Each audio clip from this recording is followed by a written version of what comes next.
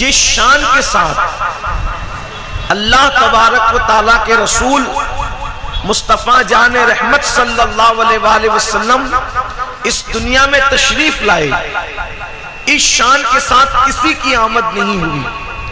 جیسے اللہ کے رسول علیہ الصلوۃ والتسلیم کی زندگی کا ہر لمحہ، ہر پل، ہر ساعت بے مثل و بے مثال ہے، ویسے حضور اکرم صلی اللہ علیہ وآلہ وسلم کی آمد بھی بے مثل و بے مثال ہے۔ اس شان سے کسی کی ولادت دنیا میں ہوئی ہی نہیں جس شان سے اللہ کے رسول صلی اللہ علیہ وآلہ وسلم کی ولادت ہوئی، بلکہ اللہ تبارک و تعالیٰ نے یہ کائنات کو پیدا ہی اس لیے فرمایا کہ اس کائنات کے اندر اللہ نے اپنے محبوب صلی اللہ علیہ وآلہ وسلم کو بھیجنا تھا۔ اسی لیے حدیث پاک کا مفہوم ہے، فرمایا گیا لولا کلمہ خلقت الافلاک والارضین، کہ ہم زمین اور آسمان کو پیدا نہ کرتے اگر آپ کو پیدا کرنا نہ ہوتا۔ یعنی اللہ کے رسول علیہ السلام کی خاطر اس دنیا کو وجود بخشا گیا، کائنات میں جو بنا مصطفیٰ جان رحمت صلی اللہ علیہ وآلہ وسلم کے لیے بنا۔ اللہ کے حبیب علیہ الصلوۃ والتسلیم کے حوالے سے امام اہل سنت فرماتے ہیں کہ وہ جو نہ تھے تو کچھ نہ تھا، وہ جو نہ ہو تو کچھ نہ ہو، جان ہے وہ جہان کی، جان ہے تو جہان ہے۔ اللہ کے حبیب علیہ السلام اس دنیا میں تشریف لائے اور دنیا کے اندر انقلاب آ گیا۔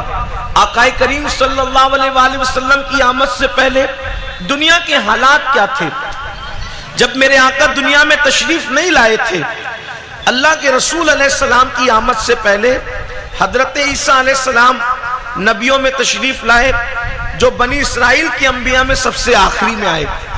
عیسیٰ علیہ السلام جب آسمان پر اٹھا لیے گئے تو عیسیٰ علیہ السلام کے آسمان پر اٹھائے جانے کے بعد سے لے کر ہمارے آقا تک کوئی نبی نہیں آیا، کوئی رسول نہیں آیا۔ تقریباً 550 سال کا زمانہ ہے، دنیا ایک دم تاریکی میں ڈوبی ہوئی ہے، دنیا اندھیرے میں ڈوبی ہوئی ہے، دنیا کفر اور شرک میں ڈوبی ہوئی ہے۔ انسانوں کی شکل انسانوں کی طرح ہے، لیکن انسان جانوروں سے بھی بدتر ہو چکا تھا۔ انسان کا کردار، انسان کا کیریکٹر جانوروں سے بھی زیادہ گر چکا تھا۔ آپ نے کبھی نہیں سنا ہوگا کہ کسی کتے نے اپنے بچے کو گڑھا کھود کر کے زندہ دفن کر دیا۔ آپ نے کسی جانور کے متعلق نہیں سنا ہوگا کہ کسی پرندے نے اپنی انڈے سے نکلنے والے بچے کو چونچ مار مار کر کے ہلاک کر دیا۔ آپ نے ایسا کبھی نہیں سنا ہوگا، لیکن یہ تاریخ کا بڑا بدترین اور تاریک باب ہے، بڑا تاریکی میں ڈوبا ہوا یہ باب ہے کہ جب اللہ کے رسول علیہ السلام زمین پر نہیں آئے تھے تو اس دنیا کے لوگ اتنے درندے، اتنے وحشی، اتنے دہشت گرد تھے کہ لوگ اپنے ہاتھوں سے اپنی بیٹیوں کو زندہ دفن کرتے تھے۔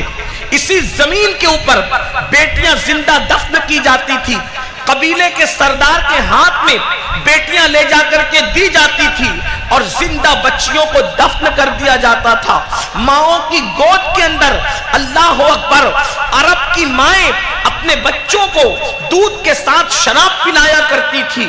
اللہ اکبر، انسان اس قدر بگڑ چکا تھا، انسان کے اندر انسانیت نام کی چیز نہ تھی۔ جب کوئی انسان بدکاری کرنے کے لیے، زنا کرنے کے لیے، بدفعلی کرنے کے لیے کسی عورت کو نہ پاتا تو جانوروں کے ساتھ بدفعلیاں کی جاتی تھی اللہ کے رسول کی آمد سے پہلے۔ اور اگر جانور بھی نہ ملتے تو ایسے بھی تاریخی شواہد موجود ہیں کہ لوگ اپنی ماؤں کے ساتھ بھی بدکاریاں کرتے تھے، لوگ اپنی ماؤں کے ساتھ بھی زنا کرتے تھے۔ اس طرح کے حالات، کعبۃ اللہ شریف کا طواف لوگ ننگے ہو کر کے کیا کرتے تھے، عورتیں جوئے میں ہاری جاتی تھی، عورتیں جوئے میں جیتی جاتی تھی، عورتوں کی کوئی حیثیت نہ تھی، عورتوں کا کوئی مقام نہ تھا، عورتوں کا کوئی مرتبہ نہ تھا۔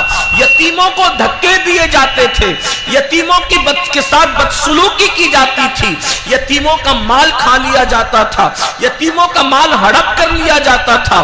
اللہ اکبر، ایک ایک انسان سینکڑوں عورتوں سے نکاح کرتا تھا، یعنی کوئی حد متعین نہ تھی، ایک ایک انسان سینکڑوں بیویوں کو اپنے حرم میں رکھتا اور وہ سب کے حقوق ادا کرنے سے قاصر ہوتا، بلکہ ایک مقام پر تو مورخین یہاں تک لکھتے ہیں، میں اپنے جوانوں کو بتانا چاہتا ہوں اللہ کے رسول کی آمد سے پہلے کے حالات کیا ہیں۔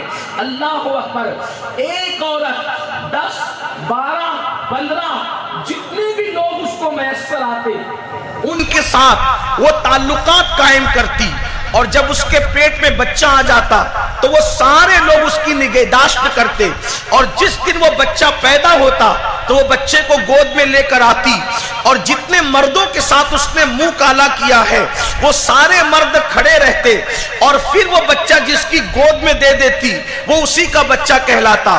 حالانکہ وہ کس طرح پیدا ہوتا اس کو حیا کی زبان میں منبر پر تو بیان نہیں کیا جا سکتا۔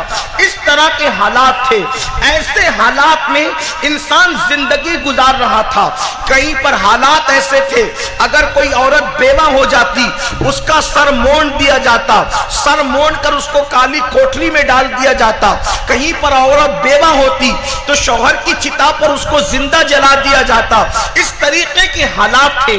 ایسے حالات میں اللہ تبارک و تعالیٰ نے اپنے پیارے حبیب مصطفیٰ جان رحمت صلی اللہ علیہ وآلہ وسلم، جو سارے نبیوں کے تاجدار ہیں، جو سارے نبیوں کے سلطان ہیں، جو سارے نبیوں کے سردار ہیں، بات یہ ہے کہ کام جتنا سخت ہوتا ہے اتنا ہی طاقتور انسان بھیجا جاتا ہے، تاریکی جس قدر زیادہ ہوتی ہے، اندھیرا جتنا زیادہ ہوتا ہے، روشنی کے لیے اتنے ہی بڑے بلب کا انتظام کیا جاتا ہے۔ جیسے مثال کے طور پر اگر کسی گلی کے اندر اندھیرا زیادہ ہوگا تو ایک چراغ کی وجہ سے روشنی نہیں ہوگی، ایک کمکمے کی وجہ سے روشنی نہیں ہوگی، ایک بلب کی وجہ سے روشنی نہیں ہوگی، اس کے اندر بڑا ہائلوجن لگانا پڑے گا تبھی تو روشنی ہوگی۔ اسی طرح اگر پوری دنیا تاریکی میں ڈوبی ہو تو کتنے ہی ہائلوجن آپ لگا لیں، آپ اندھیرا دور نہیں کر سکتے۔ اس کا اندھیرا کون دور کرے گا؟ سورج جیسا سیارہ ہی دور کر سکتا ہے، اس کی روشنی دور کر سکتی ہے بلا تمثیل۔ جتنا کام مضبوط ہوتا ہے یعنی مشکل ہوتا ہے اتنے ہی طاقتور پہلوان سے وہ کام لیا جاتا ہے۔ اندھیرا جتنا زیادہ ہوتا ہے ویسے ہی روشنی کا انتظام ہوتا ہے، بدبو جتنی زیادہ ہوتی ہے اتنی زیادہ مقدار میں خوشبو کا انتظام کرنا ہوتا ہے۔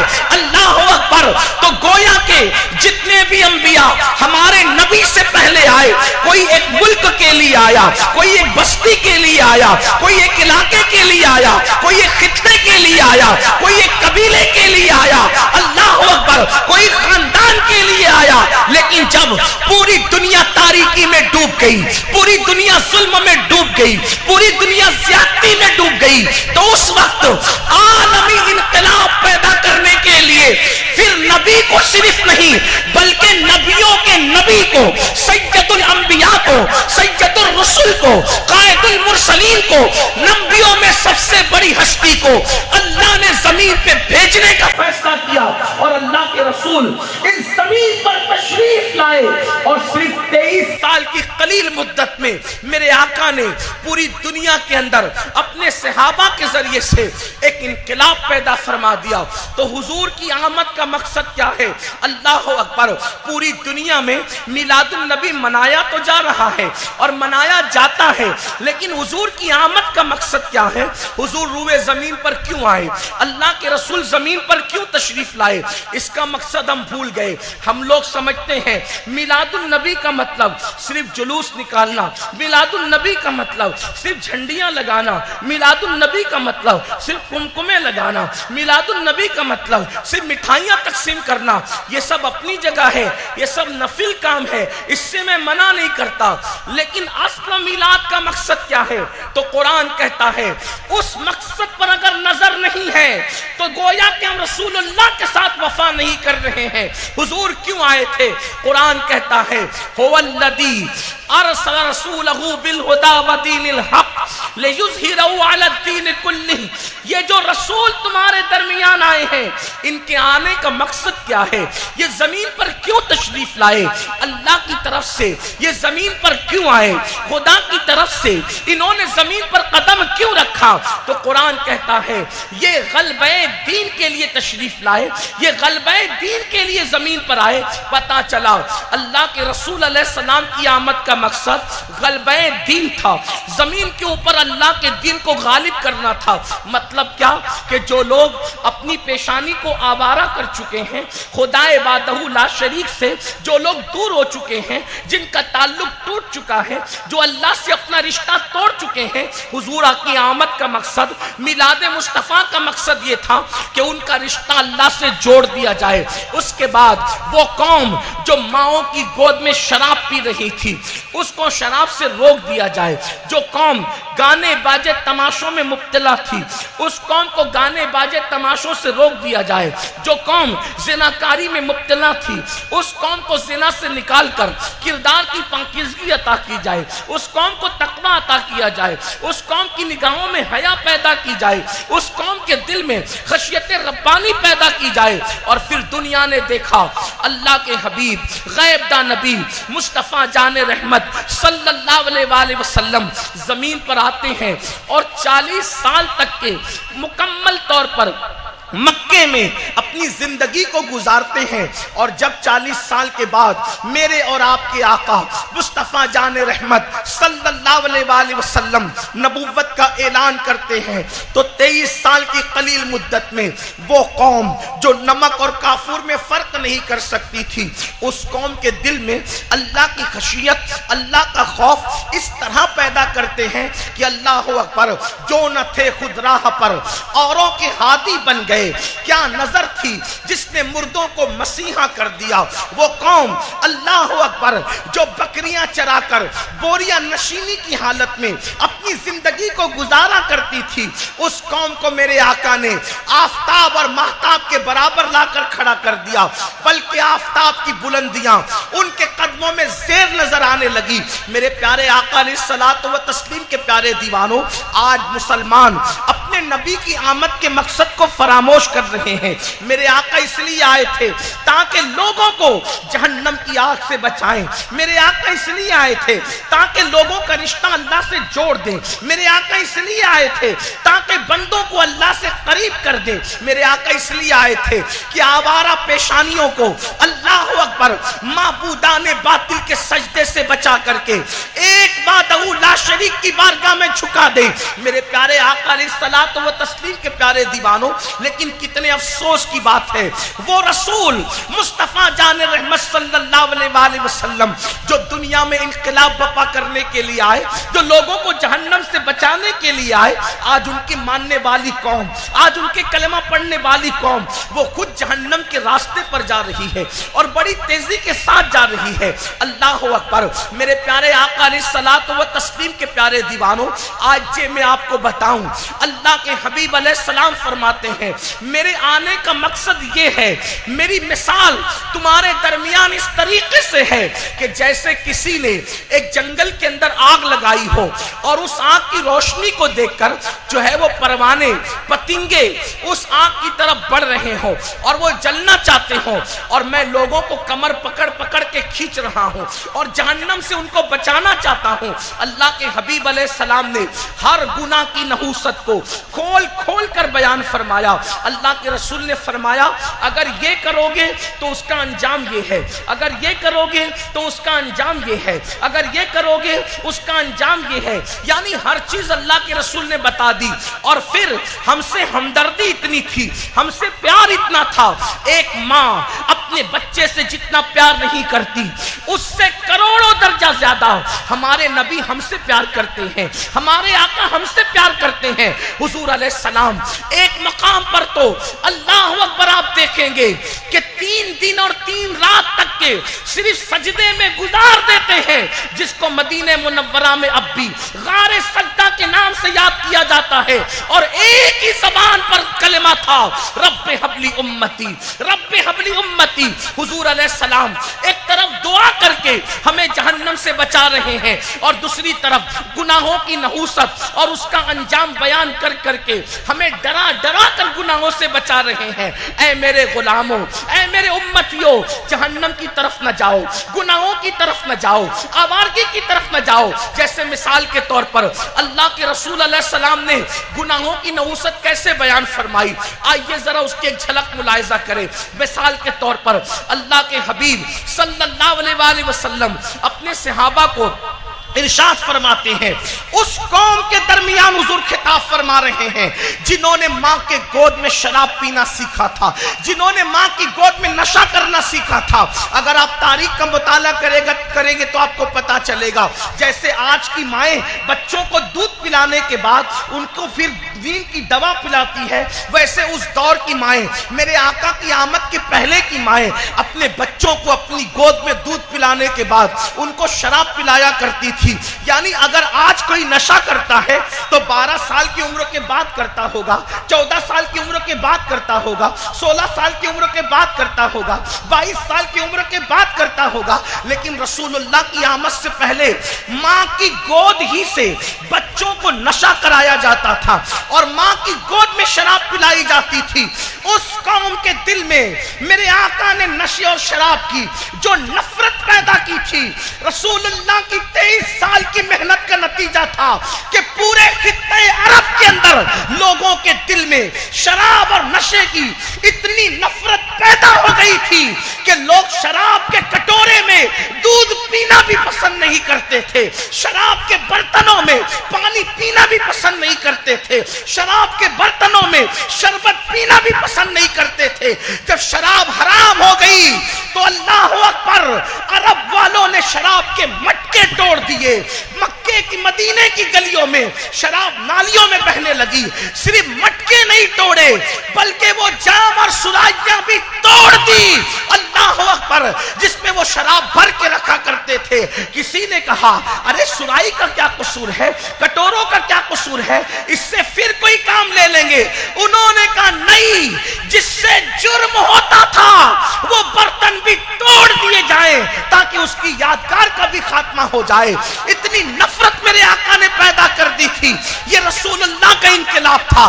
لیکن اللہ کے رسول علیہ السلام دنیا سے تشریف لے گئے، میرے آقا کے جانے کو 13 صدیوں سے زیادہ بیت گئی۔ اب یہ قوم پھر سے گناہ کی طرف جا رہی ہے، یہ قوم پھر سے جہنم کی طرف جا رہی ہے، یہ قوم پھر سے پاپ کی طرف جا رہی ہے۔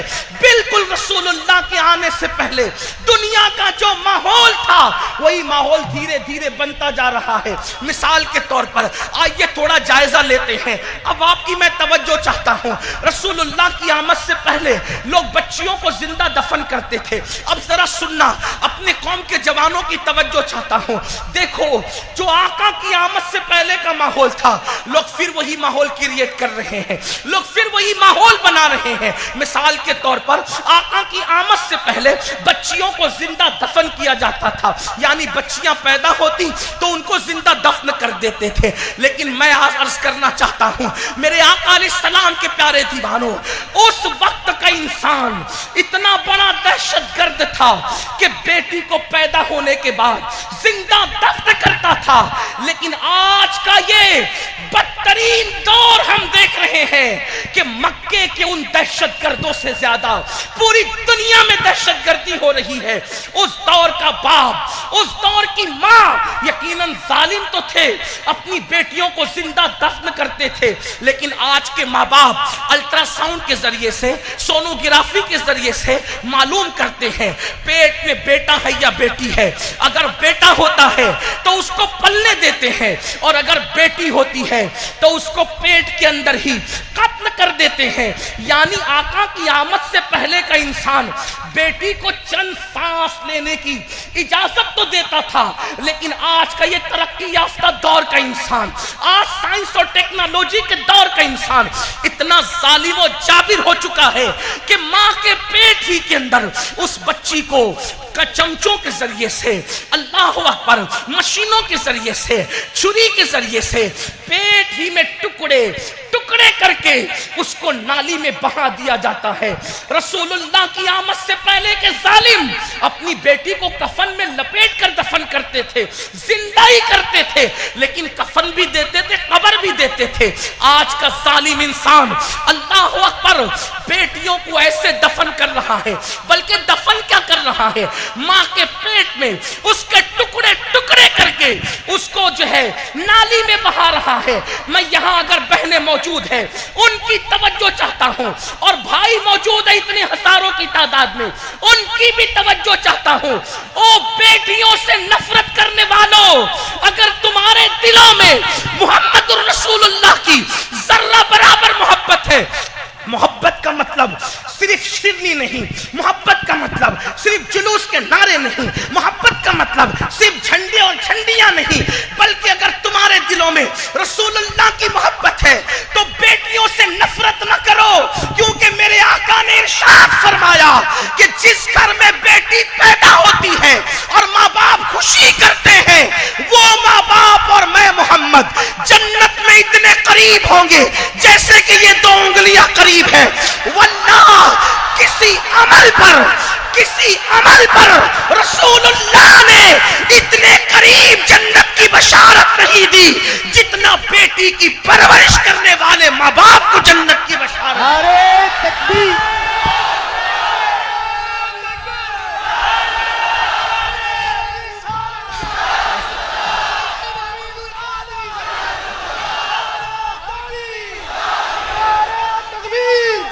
نعرہ رسالت علماء اہل سنت. مائک صحیح کر. نماز، توجہ کرنا، نماز افضل العبادات ہے، لیکن نماز پر رسول اللہ نے جنت کی بشارت دی ہے. اللہ کے رسول نے نماز پر جنت کی بشارت دی ہے، لیکن بیٹی سے محبت کرنے والے باپ کو، بیٹی سے محبت کرنے والی ماں کو صرف جنت کی بشارت نہیں دی، بلکہ فرمایا وہ ماں باپ اور میں اتنے قریب ہوں گے جنت میں جیسے یہ دو انگلیاں قریب ہے. ارے نادان، جب تم کوئی محلے کے اندر گھر خریدنے جاتے ہو تو سوچتے ہو ارے گھر خریدوں گا، کوئی سید کے پڑوس میں رہوں گا، کسی پیر کے پڑوس میں رہوں گا، کسی عالم کے پڑوس میں رہوں گا، کسی ٹیچر کے پڑوس میں رہوں گا، کسی جج کی بستی میں رہوں گا. نادان، دنیا میں تو جاتا ہے تو اچھے لوگوں کا پڑوس تلاش کرتا ہے، چاہے جتنا مہنگا مکان ہو، لیکن مصطفیٰ جان رحمت فرما رہے ہیں جو بیٹی سے پیار کرے گا جنت میں وہ میرا پڑوسی بنایا جائے گا. نعرہ تکبیر. نعرہ رسالت پیر سید امین القادری، علماء اہل سنت، سنی عوام. نعرہ تکبیر. نعرہ رسالت.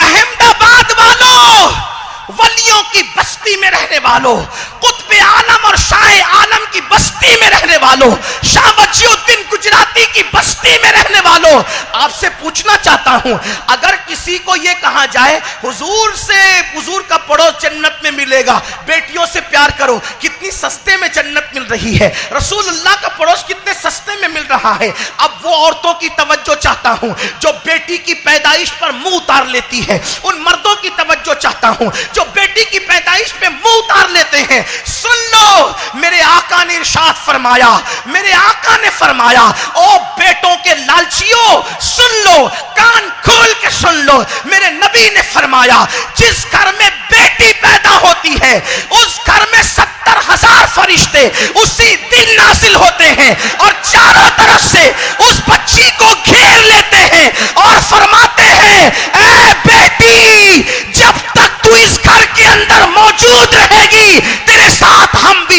پر موجود رہیں گے. نعرہ تکبیر، نعرہ رسالت، جشن عید میلاد النبی، سید امین القادری صاحب قبلہ. بیٹی جس دن پیدا ہوتی ہے تمہارے گھروں میں 70,000 فرشتوں کا نزول ہوتا ہے، اور وہ 70,000 فرشتے اس دن تک تمہارے گھر میں رہتے ہیں جب تک وہ بیٹی دلہن بن کر تمہارے گھر سے نکل نہ چلی جائے. اللہ اکبر.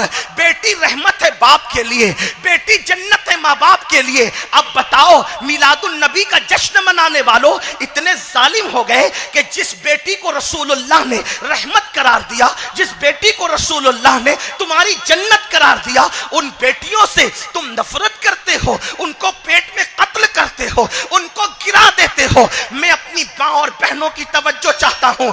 بہنیں اگر یہ سوچتی ہے کہ بیٹی کو پالیں گے کیسے، اس کے جہیز کا انتظام کیسے کریں گے، تو سنو اے میری بہن، جیسے تو سوچ رہی ہے اگر تیری ماں اور تیرے باپ نے بھی ایسے ہی سوچ لیا ہوتا تو بتا تیرے وجود کا کیا ہوتا. کیا تو دنیا میں جنم لے پاتی؟ کیا تو دنیا میں آتی؟ نہیں. اور سنو، جو آتا ہے اپنا نصیب لے کر کے آتا ہے، جو آتا ہے اپنی قسمت لے کے آتا ہے. میری قسمت کا لقمہ تم نہیں کھا سکتے، اور تمہاری قسمت کا لقمہ میں نہیں کھا سکتا. خدا نے پیدا کرنے سے پہلے سب کا مقدر لکھ دیا ہے. جو کھاتا ہے اپنے مقدر کا کھاتا ہے. اس لیے بیٹیوں سے نفرت کرنے والوں سے میں کہنا چاہتا ہوں، اپنی بیٹیوں کو پیدا ہونے دو، اپنی بچیوں کو جنم لینے دو. بیٹیوں سے نفرت نہ کرو، بیٹیوں سے نفرت نہ کرو. ہمارے بزرگوں نے فرمایا، دھیان سے سننا، ہمارے بزرگوں نے فرمایا جب بیٹا پیدا ہوتا ہے، توجہ کرو، اللہ تمہیں بیٹے بھی خوب دے، بیٹے بھی دے، اس سے نسل چلتی ہے، لیکن بیٹی کیا ہے؟ بیٹی کیا ہے؟ اللہ فرمایا گیا جب بیٹا پیدا ہوتا ہے تو اللہ اس بیٹے سے کہتا ہے جا. جب بیٹا پیدا ہوتا ہے اللہ اس بیٹے سے کہتا ہے جا تاکہ تو اپنے باپ کی مدد کر، جا تاکہ تو اپنے باپ کی مدد کر. لیکن جب بیٹی کو بھیجتا ہے تو اللہ فرماتا ہے جا تاکہ میں خود تیرے باپ کی مدد کروں. سبحان اللہ. نعرہ تکبیر، نعرہ رسالت، جشن عید میلاد النبی، سید امین القادری صاحب. اب بتاؤ، بیٹا آ کر باپ کا مددگار بنتا ہے اور بیٹی آتی ہے تو خدا مددگار بنتا ہے. ارے نادان، بیٹا آئے تو شادی ہو کر کے وہ تیرے ساتھ بغاوت کر کے بڑھاپے میں تجھے چھوڑ کے بھاگ سکتا ہے، لیکن اللہ تو وفا کو پیدا کرنے والا ہے. وہ ایک بار جس کا مددگار ہو جاتا ہے پھر اس کو کبھی وہ اکیلا چھوڑتا ہی نہیں. نعرہ تکبیر، نعرہ رسالت، جشن عید میلاد النبی. سبحان اللہ. اس لیے میلاد مصطفیٰ کا پہلا پیغام یہ ہے، بچیوں کو قتل نہ کرو. اور اگر اس کے بعد بھی تم نے بچیوں کو ماں کے پیٹ میں قتل کیا، بچیوں کو گرا دیا، بچیوں کو نالیوں میں بہا دیا، تو پھر ایک دن اللہ کی عدالت ہے جسے قیامت کہتے ہیں. قیامت کا دن ہوگا. جن بچوں کو تم نے ماں کے پیٹ سے گرایا، جن بچوں کو تم نے قتل کیا، جن بچیوں کو تم نے قتل کیا، قیامت کے دن وہ بچیاں بغیر سر کے آئے گی اور بغیر سر کے آ کے اللہ سے قیامت کے دن عرض کرے گی میرے اللہ آج قیامت کا دن ہے، آج یوم حساب ہے، آج عدل کا دن ہے. بغیر سینگ والی بکری کو اگر سینگ والی بکری نے مارا تھا تو اس کا انصاف بھی آج کر رہا ہے. میرے اللہ کسی نے کسی دیوار کو کھرچا تھا، آج تو اس کا بھی عدل کر رہا ہے، اس کا انصاف بھی کر رہا ہے. مولا آج ہمارا بھی انصاف کر دے، پروردگار آج ہمارا بھی انصاف کر دے، میرے اللہ آج ہمارا بھی انصاف کر دے. تو اللہ پاک ان بچیوں سے جو بغیر سر کے ہوگی، اللہ ان سے فرمائے گا بتاؤ تم کیا چاہتی ہو، بتاؤ تم کیا چاہتی ہو، تمہیں کیا انصاف چاہیے. تو وہ بچیاں کہے گی مولا آج ہمارے ظالم باپ کو، آج ہماری ظالمہ ماں کو اپنی عدالت میں کھڑا کر تاکہ ہم اس سے سوال پوچھیں.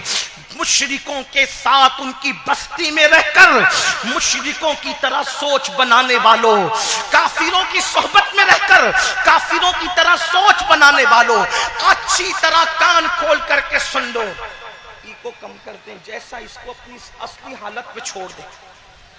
بہت اچھے سے سب سن رہے ہیں، اچھی بات نکل آئی، ایکو وغیرہ کی بات حاجت نہیں ہے، مائک کو ایک حالت پہ چھوڑ دیں، بس ایک بار درود شریف پڑھیں، رب صلی وسلم، اس کو کم زیادہ بھی نہ کریں، ایک حالت پہ چھوڑ دیں، رب صلی وسلم دائماً ابدا علی حبیبک خیر الخلق کلہم۔ ایک دن اللہ کی عدالت ہے، وہ بچیاں جن کو تم نے آج قتل کیا، دواخانوں میں چوری چھپ کے، گٹروں میں بہا دیا، نالیوں میں پھینک دیا، کچرے کی کنڈیوں پہ ڈال دیا، کوئی آج تم سے کچھ پوچھنے والا نہیں، کوئی تم سے سوال کرنے والا نہیں، لیکن قیامت کے دن اللہ کی عدالت ہوگی، وہاں وہ بچیاں بغیر سر کے آ کے کہے گی مولا ہمارے ظالم باپ سے، ہماری ظالمہ ماں سے آج ہمیں بدلہ چاہیے، بدلہ۔ اللہ فرمائے گا لے آؤ ان کے ماں باپ کو۔ وہ بچیاں کہے گی مولا ہم نے کیا قصور کیا تھا، ہم نے کیا جرم کیا تھا، بتا مولا، ان سے پوچھ ہم نے کیا ظلم کیا تھا، کیا جرم کیا تھا کہ دنیا دیکھنے سے پہلے انہوں نے ہمیں پیٹ ہی میں قتل کر کے گٹروں میں ہمارے ٹکڑے بہا دیے۔ اللہ اکبر۔ اس وقت میرا اللہ پوچھے گا، وہ جواب نہ دے سکیں گے۔ اگر وہ ہر سال حج کرنے والے ہوں گے، ہر سال عمرہ کرنے والے ہوں گے، وہ تہجد گزار ہوں گے، وہ نمازی ہوں گے، وہ حاجی ہوں گے، وہ کتنی متقی پرہیزگار ہوں گے، اگر اس جرم سے وہ توبہ کیے بغیر مر گئے ہوں گے تو اللہ فرمائے گا ان کو منہ کے بل گھسیٹتے ہوئے جہنم میں لے جاؤ، یہ بیٹیوں کے قاتل ہے قاتل۔ آپ سے پوچھنا چاہتا ہوں، بتاؤ کیا آج مصطفیٰ جان رحمت کے نظام رحمت کی ضرورت نہیں ہے؟ اللہ اکبر۔ رسول اللہ کی آمد سے پہلے بچیوں کو زندہ دفن کیا جا رہا تھا اور تم پیٹ ہی میں قتل کر رہے ہو۔ اور ایک آخری بات اس سلسلے میں عرض کر دوں، پھر آگے کی طرف چلتے ہیں۔ رسول اللہ نے فرمایا اگر کوئی شرم کرتا ہے میں بیٹیوں کا باپ بنوں گا تو میرا داماد ہوگا، وہ مجھ پر روب دکھائے گا، میں اس کے سامنے ہاتھ باندھ کے کھڑا رہوں گا۔ داماد کا قد اونچا ہوتا ہے، سسر کا قد نیچا ہوتا ہے۔ یہ ساری بکواس اور حفوات مت سوچو۔ اللہ کے رسول نے فرمایا لوگوں میں محمد بیٹیوں کا باپ بن کر کے آیا ہوں۔ اللہ کے رسول علیہ السلام نے بیٹیوں کا باپ ہونے پر فخر محسوس کیا ہے۔ بیٹی کا باپ ہونا عیب نہیں ہے، بلکہ بیٹی کا باپ ہونا محمد الرسول اللہ کی سنت ہے۔ اور پھر نعرہ رسالت، جشن عید میلاد النبی۔ اور پھر ایک بات کہہ دوں، ایک بات کہہ دوں کہ پھر رسول اللہ کو اللہ نے ایسی بیٹی عطا کی کہ سب کی بیٹیاں ایک پلے میں رکھی جائیں اور رسول اللہ کی شہزادیوں کا مرتبہ ایک طرف رکھا جائے تو تنہا فاطمۃ الزہرا کا مرتبہ ساری عورتوں سے بلند ہو جاتا۔ نعرہ تکبیر، نعرہ رسالت، جشن عید میلاد النبی۔ سبحان اللہ۔ بلکہ اللہ کے رسول نے یہاں تک فرمایا اگر تمہارے گھر میں 3 بیٹیاں ہوں، بیٹی کا دل مت دکھانا۔ جس نے بیٹی کا دل دکھایا گویا کہ اس نے مجھ محمد الرسول اللہ کا دل دکھایا۔ بیٹی کا دل دکھانا رسول اللہ کا دل دکھانے کے برابر ہے۔ تو میں یہ عرض کر رہا تھا ہم میلاد تو منا رہے ہیں، میلاد کا مقصد سمجھ نہیں ہے۔ حضور کیوں آئے اس کو سمجھ نہیں رہے۔ تو حضور کیوں آئے تھے؟ تاکہ بیٹیاں زندہ دفن نہ ہو۔ تو آج میلاد کا پہلا پیغام یہ، ہم بیٹیوں سے نفرت نہیں کریں گے، بیٹیوں سے محبت کریں گے۔ آج لوگ نعرہ لگا رہے، آج لوگ کیا نعرہ لگا رہے؟ بیٹی بچاؤ، بیٹی پڑھاؤ۔ میں نے کہا 1400 سال کے بعد آج تم نعرہ لگا رہے ہو، 1400 سال کے بعد تم کہہ رہے ہو بیٹی بچاؤ بیٹی پڑھاؤ۔ میرے نبی نے 1400 سال پہلے بیٹیوں کو بچا بھی لیا، بیٹیوں کو پڑھا بھی دیا۔ نعرہ تکبیر، نعرہ رسالت، جشن عید میلاد النبی۔ پتا چلا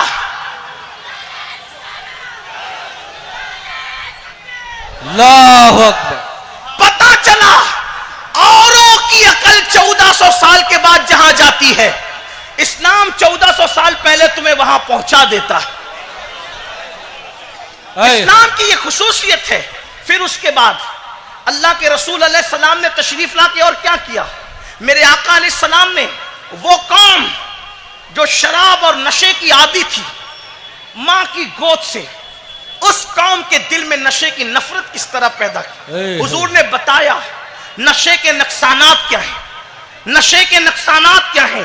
آج بدقسمتی کہیے لوگوں کی کہ مسلم محلوں کے اندر جتنا منشیات کا کاروبار ہو رہا ہے، نشے کو جتنا پرموٹ کیا جا رہا ہے، اتنا کسی کے یہاں نہیں ہو رہا ہے۔ ایم ڈی، ہیروئن، نشے آور گولیاں، آپ کیا سمجھتے ہیں نشے کو؟ آپ نشے کو سمجھتے کیا ہیں؟ ایک برطانیہ کے بڑے یونیورسٹی کا پروفیسر جب اس نے پہلی مرتبہ کتوں کے سامنے شراب رکھی تجربہ کرنے کے لیے، توجہ کرنا، اس نے تجربہ کرنے کے لیے کتوں کے سامنے شراب رکھی تو کتوں نے بھی شراب کو نہیں پیا۔ اس کا مطلب ہو کہ کتوں کی فطرت میں بھی شراب سے نفرت ہے۔ تھوڑا توجہ کریں، کتوں کی فطرت میں بھی شراب سے نفرت ہے۔ کتے جو پیشاب تک پی جاتے ہیں، کتے جو غلاظت تک کھا جاتے ہیں، لیکن کتوں کے سامنے جب پہلی مرتبہ تجربے کے لیے شراب رکھی گئی تو انہوں نے شراب میں منہ نہیں ڈالا، اس کی بدبو سے منہ پھیر لیا۔ انسان تیری عقل کہاں گئی کہ کتے جس شراب سے منہ پھیر رہے ہیں، کتے جس نشہ آور چیزوں سے منہ پھیر رہے ہیں، تو رسول اللہ کا کلمہ پڑھ کے اپنے منہ میں وہ پیشاب کی طرح ناپاک چیز انڈیلتا ہے، وہ ناپاک دوائیں تو اپنے حلق کے نیچے اتارتا ہے، وہ ناپاک چیزیں انجیکشن کے ذریعے تو اپنے جسم میں داخل کرتا ہے۔ سن لو اور دل کے کانوں سے سن لو، اللہ اکبر، میرے آقا غیب دا نبی صلی اللہ علیہ وآلہ وسلم نے نشے کے، شراب کے جو نقصانات بتائے ہیں وہ انتہائی بھیانک ہے۔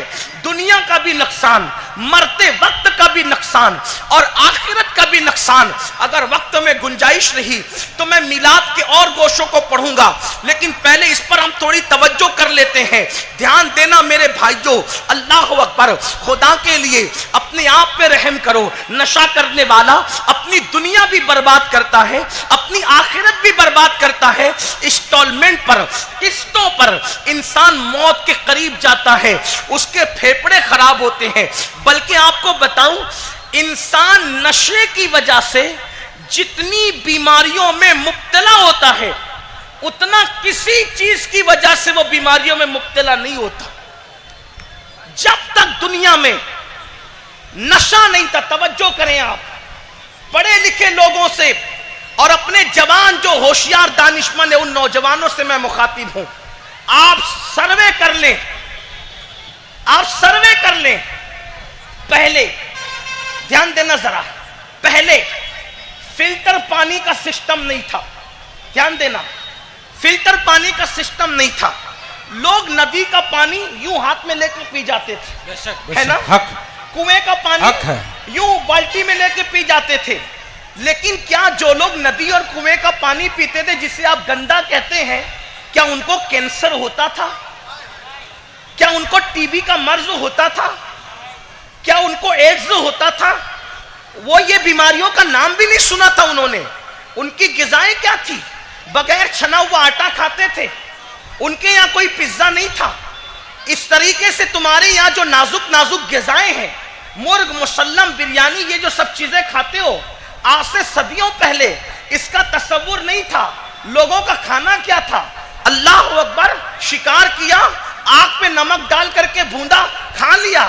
اس طرح چاؤ نہیں تھے، اس طرح نخرے نہیں تھے۔ اب آپ سے پوچھتا ہوں، انفیکشن ان کو زیادہ ہونا چاہیے یا آپ کو؟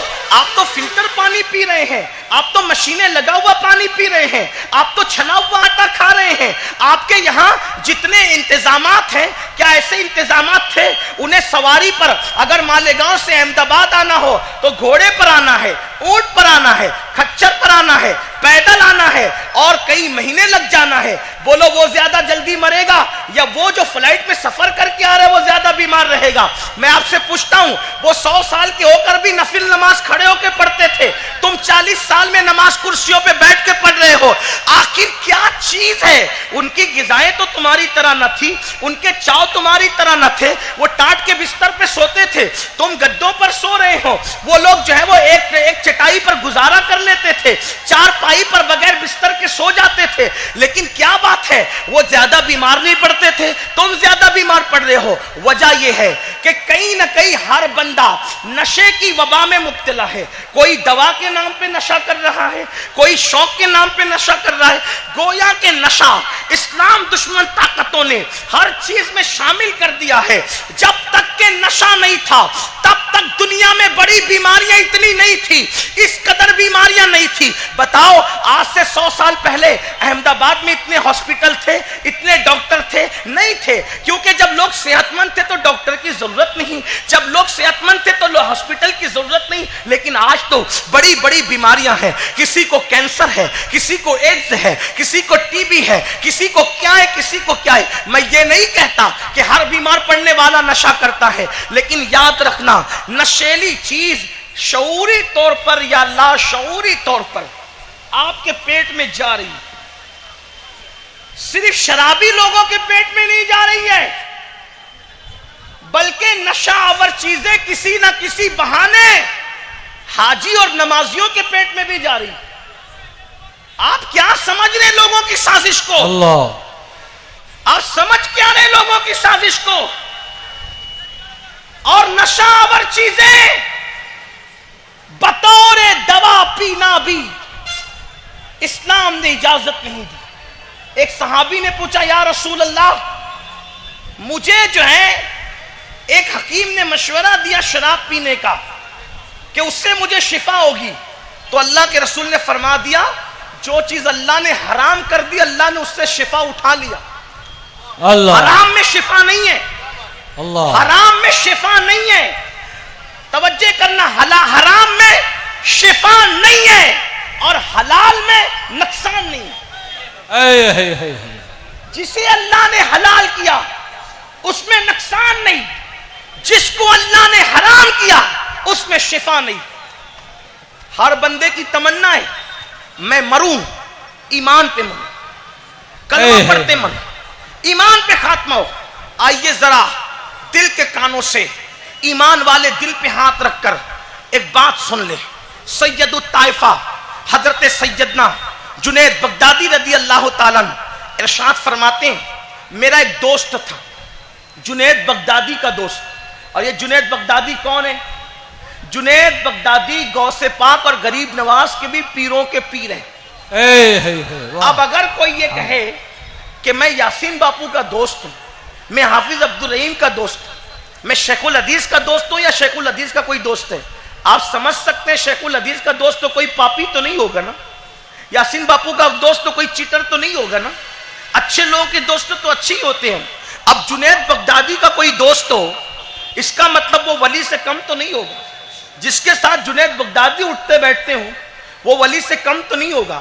جنید بغدادی کہتے ہیں، سید الطائفہ میرے دوست کے بارے میں کسی میرے مرید نے خبر دی، حضرت وہ نزا کے عالم میں یعنی موت کے قریب ہے، سکرات کے عالم میں نے سوچا دوست ہے، چہیتا ہے، قریبی ہے، اب مر رہا ہے، سکرات میں ہے، تو چل کر اس کے سرہانے بیٹھ جاتے ہیں، تھوڑی دیر اس کو کلمے کی تلقین کرتے ہیں، اس لیے کہ جب کوئی دنیا سے جائے تو مسلمانوں کی ذمہ داری ہے اس کے پاس بیٹھ کر کلمہ پڑھے مدھیم آواز میں تاکہ اس کی زبان پہ بھی کلمہ آ جائے.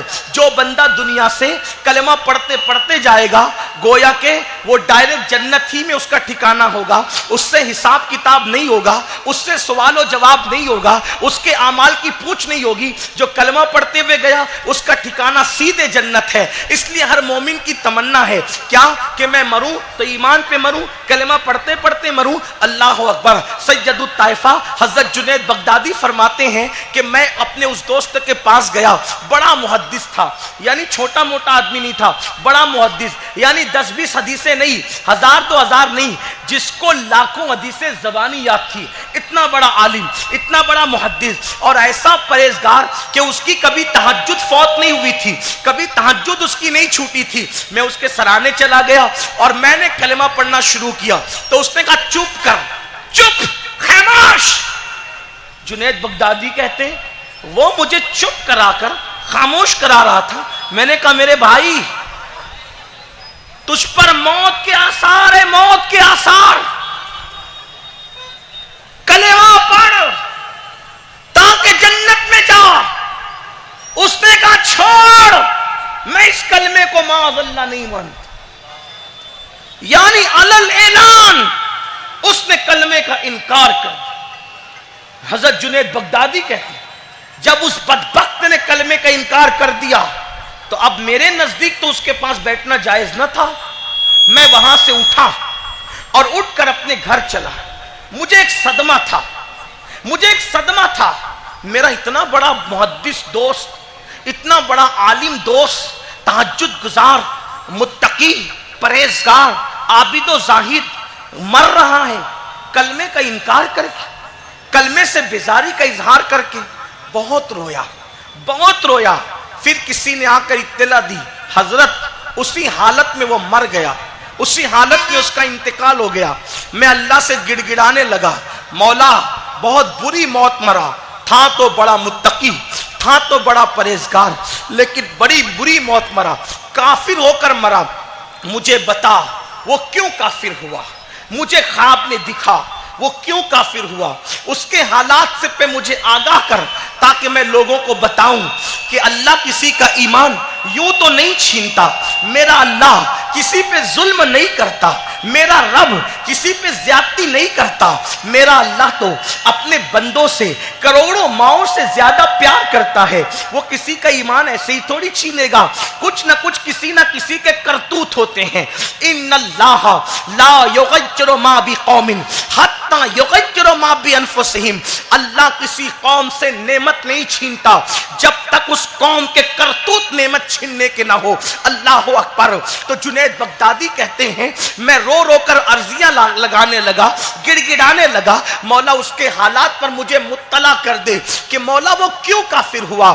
ایک رات میں نے خواب میں دیکھا کہ خواب میں کیا دیکھ رہا ہوں, زنجیروں میں جکڑا ہے, تارکول کا لباس ہے اور جہنم کی عذاب میں مبتلا ہے, اور وہ مجھے دیکھ کے رو رہا ہے. میں خواب میں اس کو دیکھ کے رو رہا ہوں. میں نے پوچھا سچ بتا تو اتنا بڑا عالم, اتنا بڑا محدث, تہجد گزار, نیک, متقی, پرہیزگار, تو کافر ہو کے کیوں مرا, تو دین بدل کے کیوں مرا, مرتے وقت تو نے کلمے کا انکار کیوں کیا, اس کی وجہ کیا تھی؟ اس نے روتے ہوئے کہا جنید, جنید میرے مرنے کی, بے ایمان مرنے کی وجہ میں تمہیں بتا دوں تاکہ تم اس کو مسلمانوں تک پہنچا دو, تاکہ تم اس کو مومنوں تک پہنچا دو. میں نے دھوکہ کھایا, مومن دھوکہ نہ کھائے, میں نے فریب کھایا, مومن فریب نہ کھائے. جنید بغدادی نے فرمایا بتا تو کافر ہو کے کیوں مرا, اتنا بڑا عالم اور محدث ہو کر.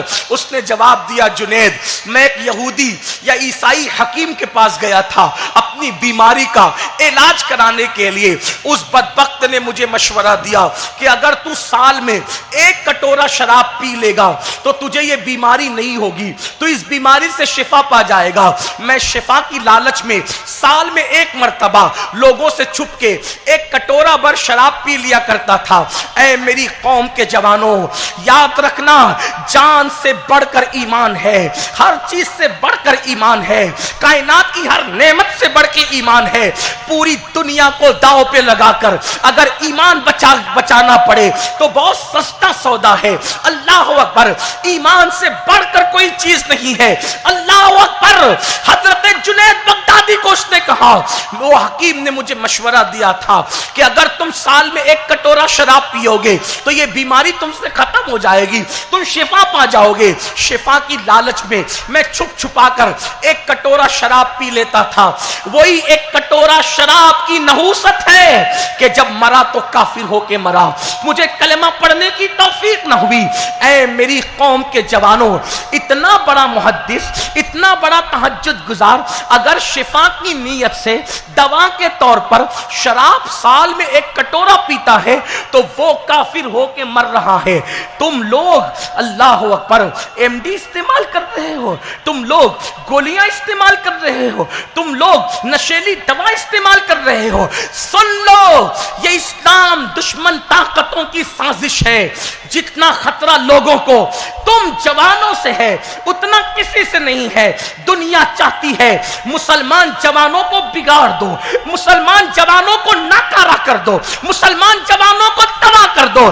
سلطان صلاح الدین ایوبی نے کہا تھا کہ جس قوم میں لڑکی اور شراب کی محبت پیدا ہو جائے اس قوم کو ہتھیار سے تباہ کرنے کی ضرورت نہیں, اس قوم کو کسی ہتھیار کی ضرورت نہیں, وہ قوم خود بخود تباہ ہوتی ہے. ہزاروں میزائل, ہزاروں ہتھیار کسی قوم کو اتنا برباد نہیں کرتے جتنا کہ حسن اور شراب قوموں کو تباہ کر دیتی ہے. اے میری قوم کے جوانوں, تمہیں پڑھ کر کے قوموں کے برابر کھڑے ہونا ہے, تمہیں پڑھ کر کے اپنی قوم کی تقدیر بدلنا ہے, تمہیں پڑھ کر کے انقلاب پیدا کرنا ہے, تمہیں اچھا بزنس مین بن کر کے لوگوں کو, گرے ہوئے لوگوں کو اٹھانا ہے. مسلمان بوجھ بننے کے لیے پیدا نہیں ہوا, مسلمان بوجھ اٹھانے کے لیے پیدا ہوا. تمہاری بستیوں میں باضابطہ طور پر ایسے نشیلی لڑکوں کو بھیجا جاتا ہے تاکہ وہ تمہیں مفت میں ایم ڈی دے, مفت میں تمہیں نشے کی گولیاں دے اور تمہیں نشے کا عادی بنا دے. جب تم نشے کے عادی بن جاتے ہو, وہ مفت میں دینے والا ظاہری جو دوست بن کے آیا تھا وہ دجال پھر ہزاروں روپیوں میں موت کا سودا کرتا ہے اور تمہاری مائیں سسکتی ہے, تمہارا باپ سسکتا ہے, تمہارے بچے معاشرے میں ذلیل ہوتے ہیں. اے میری قوم کے جوانوں, یاد رکھو اللہ کے رسول علیہ السلام نے نشہ کرنے والوں کی صحبت میں بیٹھنے سے بھی منع فرمایا. کس نے منع کیا؟ اللہ کے رسول نے. اور کیا فرمایا؟ آقا ارشاد فرماتے ہیں جو دنیا میں نشہ کرنے والوں کی صحبت میں بیٹھتے ہیں, نشہ نہیں کرتے, وہ صرف ان کے ساتھ اٹھتے بیٹھتے ہیں, اللہ اور سارے فرشتے اس پہ لعنت کرتے ہیں. ان کے ساتھ نہ بیٹھو.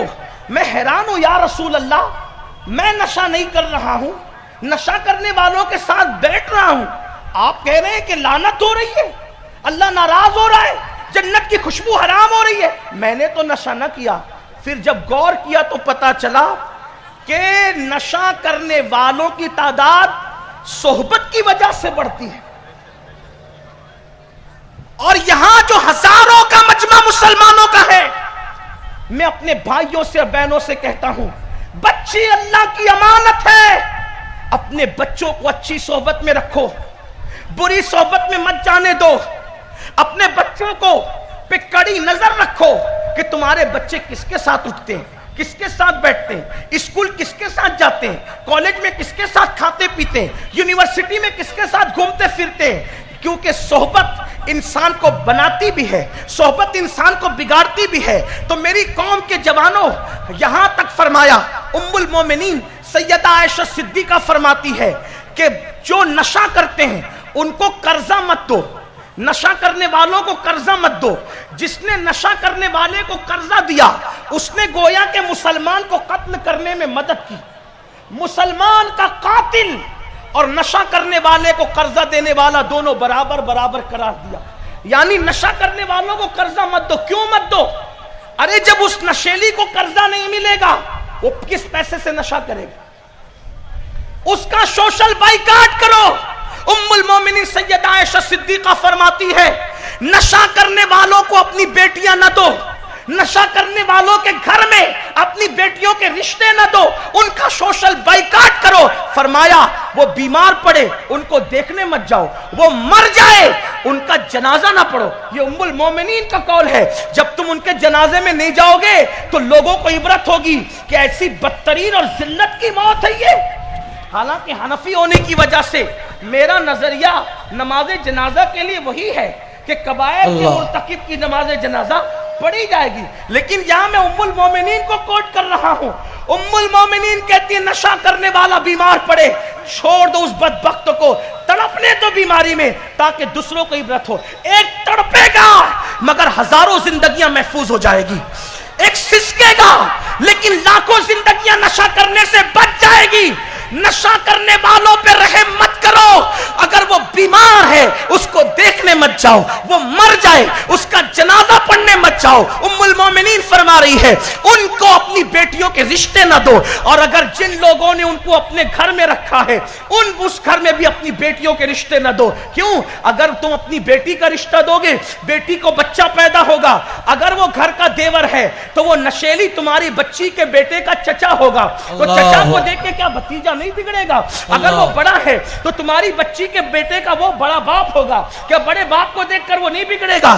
اگر جس گھر کے اندر نشیلی رہتا ہو اگر وہ اس کا سسر ہے تو گویا کہ وہ تمہاری بچی کے بیٹے کا دادا ہوگا، کیا دادا کو دیکھ کر پوتا نہیں بگڑے گا؟ اس لیے ذرا سوچو نشہ کرنے والوں سے دنیا میں کتنی نفرت کی گئی ہے، اور مجھے حدیثیں یاد آتی ہے میرا دل پر پکڑ کے رہ جاتا ہوں، یا اللہ نشے کی کتنی نفرت اسلام نے سکھائی، اور یہ مسلمان کے چھوٹے چھوٹے بچوں کے یہ معصوم معصوم خوبصورت چہرے، ان کے چہرے دیکھ کے ترس آتا ہے۔ یہ حسین و جمیل چہرے وقت سے پہلے مرجھا گئے، یہ حسین و جمیل چہرے نشے کی وجہ سے پیلے پیلے پڑ گئے۔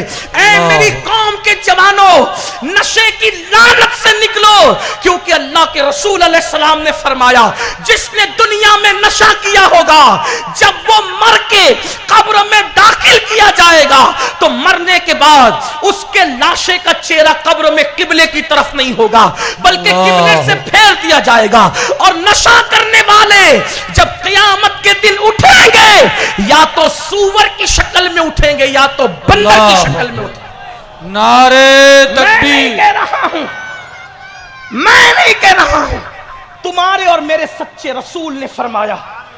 آج احمد آباد والوں یہ آپ تقریر نہیں سن رہے کسی خطیب کی، یہ ایک کسی دل جلے کے دل کا درد ہے۔ اگر آج تم نشے سے توبہ نہیں کرو گے، آج تم کہہ رہے ہو نا، آج تم کہہ رہے ہو نا کہ ہماری بیٹیاں لوجوں میں بک رہی ہیں، آج تم کہہ رہے ہو نا ہماری بیٹیاں اجنبیوں کے ساتھ اوروں کے ساتھ ہاتھ پکڑ کے بھاگ رہی ہے، ہماری بیٹیاں مرتد ہو رہی ہے۔ کیوں؟ جس کا بھائی نشہ کر کے نکما ہوگا اور اس بہن کے جہیز کا انتظام نہیں ہوگا تو وہ اوروں کے ساتھ بھاگے گی نہیں تو کیا کرے گی؟ جس کا بھائی جس کا شوہر بچوں کی پرورش کے قابل نہیں رہے گا نشے کی وجہ سے، اس کی بیوی لاج میں بکے گی نہیں تو کیا ہوگا؟ تمہاری غیرت کہاں گئی؟ صلاح الدین ایوبی کی قبر پر اللہ رحمت و نور کی برسات کرے، اس شخص کا ایک جملہ زندگیوں میں انقلاب پیدا کرنے کے لیے کافی ہے۔ فرمایا ہزاروں لاکھوں ہتھیار کسی قوم کو اتنا برباد نہیں کرتے جتنا شراب اور شباب کی لت لوگوں کو تباہ و برباد کرتی ہے۔ اے میری قوم کے جوانوں، اللہ نے جوانی نشے کے لیے نہیں دی، اللہ نے جوانی ایم ڈی کے لیے نہیں دی، اللہ نے جوانی منشیات کے لیے نہیں دی، اللہ نے تمہیں جوانی اپنی قوم کی رہنمائی کے لیے، لوگوں کی مدد کے لیے، لوگوں کی امداد کے لیے، لوگوں کا بوجھ اٹھانے کے لیے، ماں باپ کا بوجھ اٹھانے کے لیے، بچوں کی اچھی تربیت کرنے کے لیے دی ہے۔ اور مگر یاد رکھو اگر تم اس کے بعد بھی نشہ کرو گے تو آؤ اپنے سچے صادق و مصدوق نبی کا فرمان دل کے کانوں سے سنو۔ میرے اور آپ کے آقا نے فرمایا صلی اللہ علیہ وآلہ وسلم، شراب پینے والا، نشہ کرنے والا توبہ سے پہلے مر گیا، قیامت کے دن اٹھے گا تو کتے، سور یا بندر کی شکل لے کر اٹھے گا۔ ایک نمبر دو، اس کا منہ سیاہ اور کالا ہوگا۔ نمبر تین، اس کی آنکھوں سے خون کے آنسو نکل رہے ہوں گے۔ نمبر چار، اس کے منہ سے پاخانہ نکل رہا ہوگا، غلاظت، پاخانے کی الٹی وہ کر رہا ہوگا، اور اس کے پورے بدن پہ سانپ اور بچھو ہوں گے، اور جن آلات کی وجہ سے، جن چیزوں کی وجہ سے وہ نشہ کرتا تھا، وہ نشے کی چیزیں ان کے ہاتھ میں ہوں، اس کے ہاتھ میں ہوگی، اور فرشتے پوچھیں گے یہ کون ہے؟ اس کی صورت بندر، سور اور کتے جیسی، اس کے بدن پہ سانپ بچھو، اس کی آنکھوں سے خون، اس کے منہ سے پاخانہ نکل رہا ہے، یہ کون ہے؟ تو فرشتے کہیں گے یہ شرابی ہے، یہ نشہ کرنے والے لوگ ہیں جو اتنی ذلت کے ساتھ قیامت کے دن لائے گئے ہیں۔ سوچو کیا ہوگا؟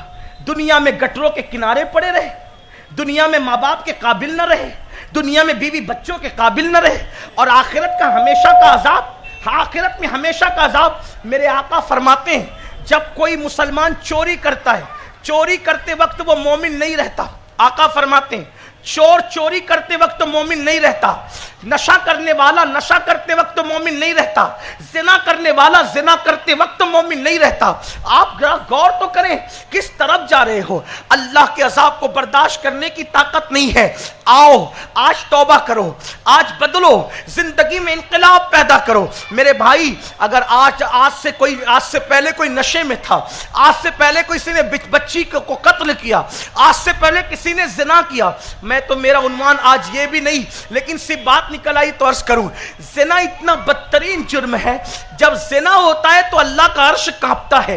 ہاں جس زنا کو آج آپ نے فیشن بنایا ہے، جس زنا کو، بدکاری کو آج آپ فیشن سمجھتے ہیں، اللہ اکبر، میرے آقا فرماتے ہیں عرش کانپتا ہے، زمین دہلتی ہے، اور زمین اللہ سے کہتی مولا مجھے اختیار دے تاکہ میں دو حصوں میں تقسیم ہو جاؤں اور ان بدبختوں کو اپنے اندر دبوچ لوں۔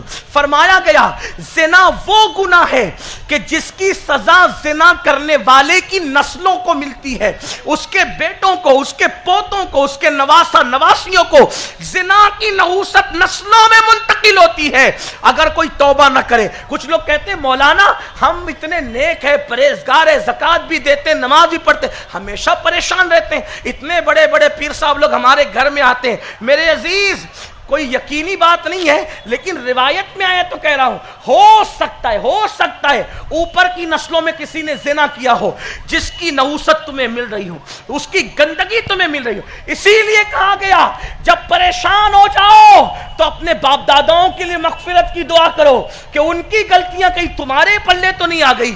اللہ اکبر۔ اور آج تم رات دن محنت کر کے مال کماتے ہو، کیوں؟ میرے بچے سکھ رہے، نہ جھوٹ دیکھتے ہو، نہ سچ دیکھتے ہو، نہ حلال دیکھتے ہو، نہ حرام دیکھتے ہو، میرے بچے سکون سے رہے۔ کاریں خریدتے ہو، میرے بچے سکون سے رہے۔ بنگلے بناتے ہو، میرے بچے سکون سے رہے۔ بولو یہ سب کس کے لیے کرتے ہو؟ بچوں کے سکون کے لیے۔ لیکن بزرگان دین کہہ رہے ہیں او زنا کرنے والے، تو قبر میں جا کے پریشان رہے گا عذاب میں، اور تیری نسل زمین کے اوپر پریشان رہے گی۔ اگر اپنے بچوں کو خوشیاں دیکھنا ہے، ان کے اچھے دن دیکھنا ہے، اچھے دن کسی پارٹی نے نہیں لانا، اچھے دن تمہارے تقوی نے لانا، اچھے دن تمہاری پرہیزگاری نے لانا، اچھے دن تمہیں مصطفیٰ جان رحمت کی قربت نے لانا، اچھے دن تمہیں اللہ کی وفاداری میں آنے پہ ملیں گے، اچھے دن تمہیں توبہ کرنے میں ملیں گے، اچھے دن تمہیں خدا کے یہاں رونے میں ملیں گے، اچھے دن تمہیں خدا کو منانے میں ملیں گے، اچھے دن تمہیں خدا کے یہاں گر گرانے میں ملیں گے، اچھے دن تمہیں نگاہوں کو آوارگی سے بچانے میں ملیں گے۔ آؤ اللہ کی بارگاہ میں رجوع کریں، خدا کی طرف پلٹیں، خدا کی طرف آئیں۔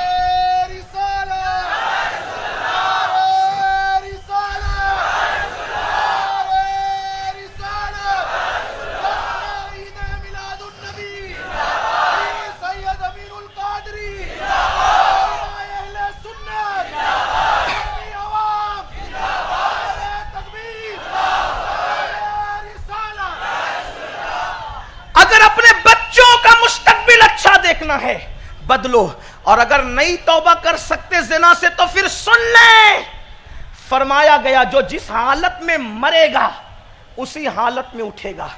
تو گویا کہ زنا کرنے والے قیامت کے دن زنا کرتے ہوئے اٹھیں گے۔ محلے میں پکڑے جانے کا خوف ہو تو کیسے پیر کانپتے ہیں نا کہ کوئی پکڑ لے دیکھ لے تو کیا ہوگا۔ اللہ کے یہاں جب زنا کی حالت میں اٹھایا جائے گا تو کیا منہ دکھائے گا خدا؟ دنیا ہی سب کچھ ہے، دنیا کی رنگریلیاں ہی سب کچھ ہے، موت نہیں آئے گی۔ اپنی جوانی پر اتنا غرور اچھا نہیں، اپنی جوانی پر گھمنڈ اتنا اچھا نہیں، اپنی دولت پر اتنا غرور اچھا نہیں۔ فرعون کا انجام دیکھ لو، نمرود کا انجام دیکھ لو، اللہ کے مقابلے میں زمین پہ جنت بنانے والے شداد کا انجام دیکھ لو، تاکہ قرآن تمہیں پکار پکار کر دعوت عبرت دے رہا ہے۔ خدا کی دی ہوئی جوانی کا مس یوز کرو گے تو اللہ تم سے جوانی چھین کر تمہیں ایسی ذلت کی موت دے گا کہ دنیا کے لیے عبرت بن جاؤ گے۔ اگر دولت کے نشے میں خدا کو ناراض کیا، توجہ کرنا، میں کوئی برائی کرنے نہیں بیٹھا، صدام حسین اللہ اس کی مغفرت کرے، جب صدام حسین کو اللہ نے بہت دولت دی تھی، وہ اللہ والا نہیں تھا، جب اس کے گھر میں بیت الخلا کی ٹوٹیاں بھی سونے کی ہوا کرتی تھی، سونے کی۔ اس وقت صدام کے بعد جب دولت کی ریل پیل تھی، اللہ سے رشتہ توڑ لیا تھا، لیکن صدام نے جو اچھا کیا اچھا کیا، جو برا کیا برا کیا، لیکن میں کوئی برائی نہیں، آپ ناراض نہیں ہونا، میں حقیقت پیش کر رہا ہوں۔ بادشاہ لوگوں کی کوئی کردار کی نہ آپ مکمل حمایت کر سکتے ہیں نہ مخالفت، اچھے بھی کرتے ہیں برے بھی کرتے ہیں، بادشاہ لوگوں کا کردار کچھ بھی ہوتا ہے۔ شاہجہاں نے کچھ اچھا کیا کچھ برا کیا، جو اچھا کیا اللہ اجر دے، برا کیا معاف کرے۔ اکبر نے تو برا ہی برا کیا، اس نے تو کچھ اچھا کیا ہی نہیں۔ اورنگزیب نے اچھا ہی اچھا کیا، اللہ نے مرتبے دیے۔ بادشاہوں کا حال ایسے ہی ہوتا ہے۔ تو جب صدام کو اللہ نے دیا، دولت کے نشے میں بات کر رہا ہوں، سونے کی ٹوٹیاں تھی بیت الخلا، کسی کو خاطر میں نہیں لاتا تھا، ہاں مذہب اور مسلک سے اتنا پیار نہ تھا۔ پھر کیا ہوا؟ اللہ ڈھیل دیتا ہے۔ توجہ کرنا، اگر یہ سوچتے ہو نا اللہ غافل ہے، وہ غافل نہیں آپ سے۔ سنتم ولا نوم، اس کو نہ اونگ آتی ہے نہ نیند آتی ہے، وہ ڈھیل دے رہا ہے، اور جب ڈھیل دے اس کا فائدہ اٹھا کے معافی مانگ لو، توبہ کر لو۔ لیکن اس کی ڈھیل پہ اگر یہ اتراؤ کہ مجھے تو کچھ نہیں ہو رہا ہے، میں تو ایک دم ٹناٹن ہوں، میں تو ایک دم مال کما رہا ہوں، میرا تو سب اچھا چل رہا ہے، یہ نہیں وہ نہیں، میں تو صحت مند ہوں، میرے تو گال ابھی بھی گورے ہیں سرخ ہیں، اللہ ڈھیل دے رہا ہے۔ جس کو جتنی ڈھیل ملتی ہے اس کو پھر اتنا زور سے کھینچا جاتا ہے اور وہ تباہ ہوتا ہے۔ صدام کو ڈھیل ملی، توجہ نہیں گئی، لیکن صدام پر جب وہ رسی ٹائٹ ہوئی، پھر صدام کا انجام تم نے اپنی آنکھ سے دیکھا۔ جس کے گھر میں سونے کی ٹوٹیاں تھی بیت الخلا میں، پھر وہ کھانے کے ٹکڑے کو محتاج ہوا، لیکن موت بڑی اچھی آئی، اس لیے میں اس کو رحمت اللہ علیہ کہہ دوں۔ موت اتنی اچھی آئی کہ پھر اس نے توبہ کی، قرآن چومتے ہوئے دنیا سے گیا، 10ویں ذی الحجہ کو، بلکہ حج کے دن دنیا سے گیا۔ لیکن ایک بات کہوں گا، صدام جب پلٹا، توجہ کرنا، صدام جب پلٹا بہت دیر ہو چکی تھی، پلٹنے کا وقت ختم ہو چکا تھا۔ اے میری قوم کے جوانوں، دولت اور جوانی کے نشے میں اللہ کے غضب کو چیلنج کرنے والوں، کہیں ایسا نہ ہو کہ جب تم پلٹو تو پلٹنے کا وقت ختم ہو جائے۔ ایک وقت آتا ہے، آج اللہ نے دروازے تمہارے لیے میرے لیے کھول رکھے ہیں۔ ہزاروں کے عاشقان مصطفیٰ کے اس مجمع میں آج مجھے منانے کے لیے نہیں، اپنے رب کو منانے کے لیے اس سے بارگاہ میں توبہ کر کے کہو، مولا جو کچھ کیا رات کی تاریکی میں دن کے اجالے میں تو جانتا ہے، میں جانتا ہوں، میں تجھ سے معافی مانگتا ہوں، آج معافی مانگ لو، آج توبہ کر لو، آج پلٹ جاؤ، ورنہ ایک دن آئے گا وقت ختم ہو جائے۔ آپ کہیں گے کیا وقت بھی ختم ہوتا ہے؟ آئیے میں روایت پڑھتا ہوں آپ کی۔ سلطان العارفین حضرت بایزید بستامی، ان سے پہلے ایک بات اور پڑھ دوں۔ حضرت سیدنا مالک ابن دینار، مالک بن دینار فرماتے ہیں، ایک بندہ میرے پڑوس میں رہتا تھا، دھیان دے، ایک بندہ میرے پڑوس میں رہتا تھا، مجھے کسی نے اطلاع دی پڑوسی بیمار ہے، میں بیمار کو دیکھنے گیا۔ دیکھو جب کوئی بیمار پڑے تو دیکھنے جایا کرو، کیونکہ حدیث پاک میں آتا ہے جب کوئی بیمار کو دیکھنے جاتا ہے تو وہ اللہ کی رحمتوں میں گوتے لگاتا ہے، اور بیمار کو دیکھنے والا جب واپس پلٹتا ہے تو وہ گناہوں سے پاک ہو جاتا ہے۔ اس لیے جب کوئی بیمار پڑے تو دیکھنے جاؤ، عیادت کے لیے جاؤ، اور بیمار کی عیادت ایک بار کر کے ختم نہیں ہوتی۔ عیادت کو عیادت کہتے اس لیے ہے کہ وہ عود سے بنا ہے، اور اس کا مطلب ہوتا ہے پلٹ پلٹ کر جانا، یعنی بار بار جاؤ، اس کو تسلی دو، ٹھیک ہے۔ تو مالک بن دینار کہتے ہیں کہ میں بیمار کو دیکھنے گیا تو دیکھا کہ اس کے سینے سے، جوان کے سینے سے گرم گرم سانس نکل رہی۔ یہ گرم گرم سانس کا مطلب یہ تھا کہ اب اس کی زندگی زیادہ بچنا نہیں ہے، بہت دن تک اس کو رہنا نہیں ہے۔ کیا ہوا؟ مالک بن دینار کہتے ہیں میں نے کہا اللہ کے بندے مجھے لگتا ہے کہ تو اب بچے گا نہیں، تو اب بچے گا نہیں، یہ تیری گرم گرم سانسیں جو ناک سے نکل رہی ہے، ایسا لگتا ہے تیری اب آخری گھڑی آ گئی، توبہ کر، جلدی توبہ کر، توبہ کا دروازہ کھلا ہے، توبہ کر۔ اس نے کہا توبہ، استغفر اللہ، اللہ مجھے معاف کرے۔ گھر کے کونے سے آواز آئی بندے بس کر، تو ہمیں دھوکہ دینے کی کوشش نہ کر، تو نے ہم سے بہت مہلت مانگی، بار بار معافی مانگی، ہم نے تجھے معاف کیا، اور اب تیرا وقت ختم ہو، اب دھوکہ دینے کی کوشش مت کر، بس کر، اب ختم کر۔ ایک وقت وہ آتا ہے، ایک ٹائم وہ آتا ہے، توبہ کرتے ہو پھر توڑتے ہو، پھر توبہ کرتے ہو پھر توڑتے ہو، پھر توبہ کرتے پھر توڑ۔ جب بار بار توبہ کر کر کے گناہ کرتے ہو تو اللہ فرماتا ہے میرے بندے اب میرے ساتھ مذاق مت کر، مذاق کا ٹائم نہیں ہے، مذاق مت کر۔ اس لیے آج اپنی گفتگو سمیٹ کر آج سچی توبہ کر۔ کچھ لوگ کہتے ہیں مولانا نشہ نہیں چھوٹ سکتا، میں نے کہا انسان جب دنیا چھوڑ سکتا ہے، چھوڑنے والا جب دنیا چھوڑ سکتا ہے، چھوڑنے والا جب تخت و تاج چھوڑ سکتا ہے، چھوڑنے والا جب ماں کا دودھ چھوڑ سکتا ہے، چھوڑنے والا جب اپنی محبوبہ کو اپنے ہاتھوں سے قبر میں ڈال کے چھوڑ سکتا ہے، نشہ کیوں نہیں چھوڑ سکتا؟ بس انسان تو طے کر لے کہ میں نے چھوڑ دینا ہے، پھر دیکھ میرے اللہ کی مدد کیسے آتی۔ اپنے جوانوں کے لیے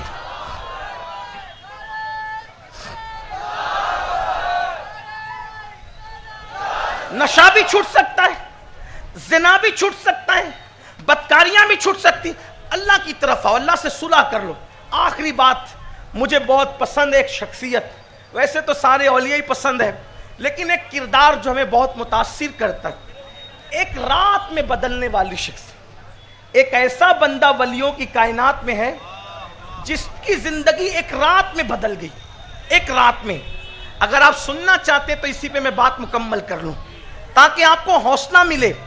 جب کوئی توبہ کرتا ہے تو اللہ اس کے پچھلے گناہ نہیں دیکھتا، بلکہ اعلان ہے جو سچی توبہ کرتا ہے ہم اس کو گناہوں سے پاک کر دیتے ہیں، جو سچی توبہ کرتا ہے ہم اس کو اپنا محبوب بنا لیتے ہیں، جو سچی توبہ کرتا ہے ہم اس کو لوگوں کے درمیان بھی عزت عطا کرتے ہیں، بلکہ یہاں تک فرمایا کہ جو سچی توبہ کرتے ہیں اس کو مقام ولایت عطا کر دیا جاتا ہے۔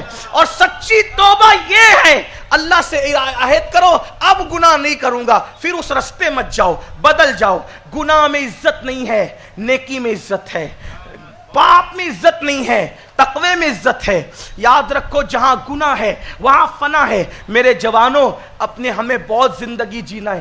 پوری دنیا کے اندر سب سے بڑی تعداد میں اگر جوان کسی کے پاس ہے تو مسلمانوں کے پاس ہے، بلکہ میرے اپنے ملک ہندوستان میں اگر بڑی تعداد جوانوں کی کسی مذہب کے پاس ہے تو مسلمانوں کے پاس۔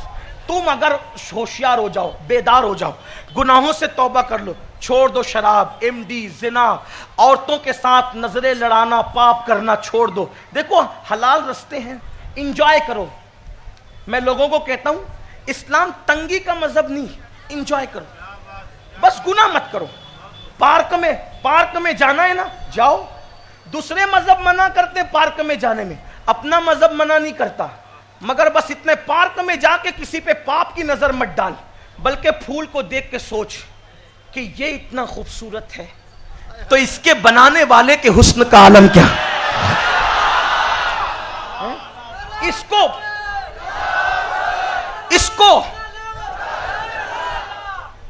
صوفیہ، اس کو صوفیہ کہتے ہیں فکر کرنا.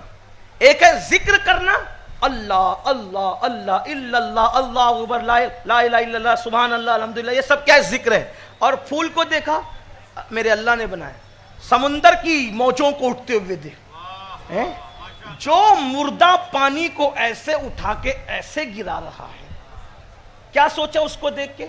یہ مستقل موضوع ہے، جب معراج میں بیان کرتا ہوں تو بیان کرتا ہوں، لیکن بات آئی تو میں اپنے جوانوں سے کہتا ہوں، اس مردہ پانی کو اٹھ کر گرنے میں آپ نے کیا سوچا؟ میں گیا، میں جاتا ہوں، لوگوں سے کہتا ہوں انجوائے کرو، پارکوں میں بھی جاؤ، پہاڑیوں پہ بھی جاؤ، سمندر کے کنارے بھی جاؤ. میں ایک بار سمندر کنارے جا کے سوچا یہ موجیں اٹھ کر کے کہہ کیا رہی ہے؟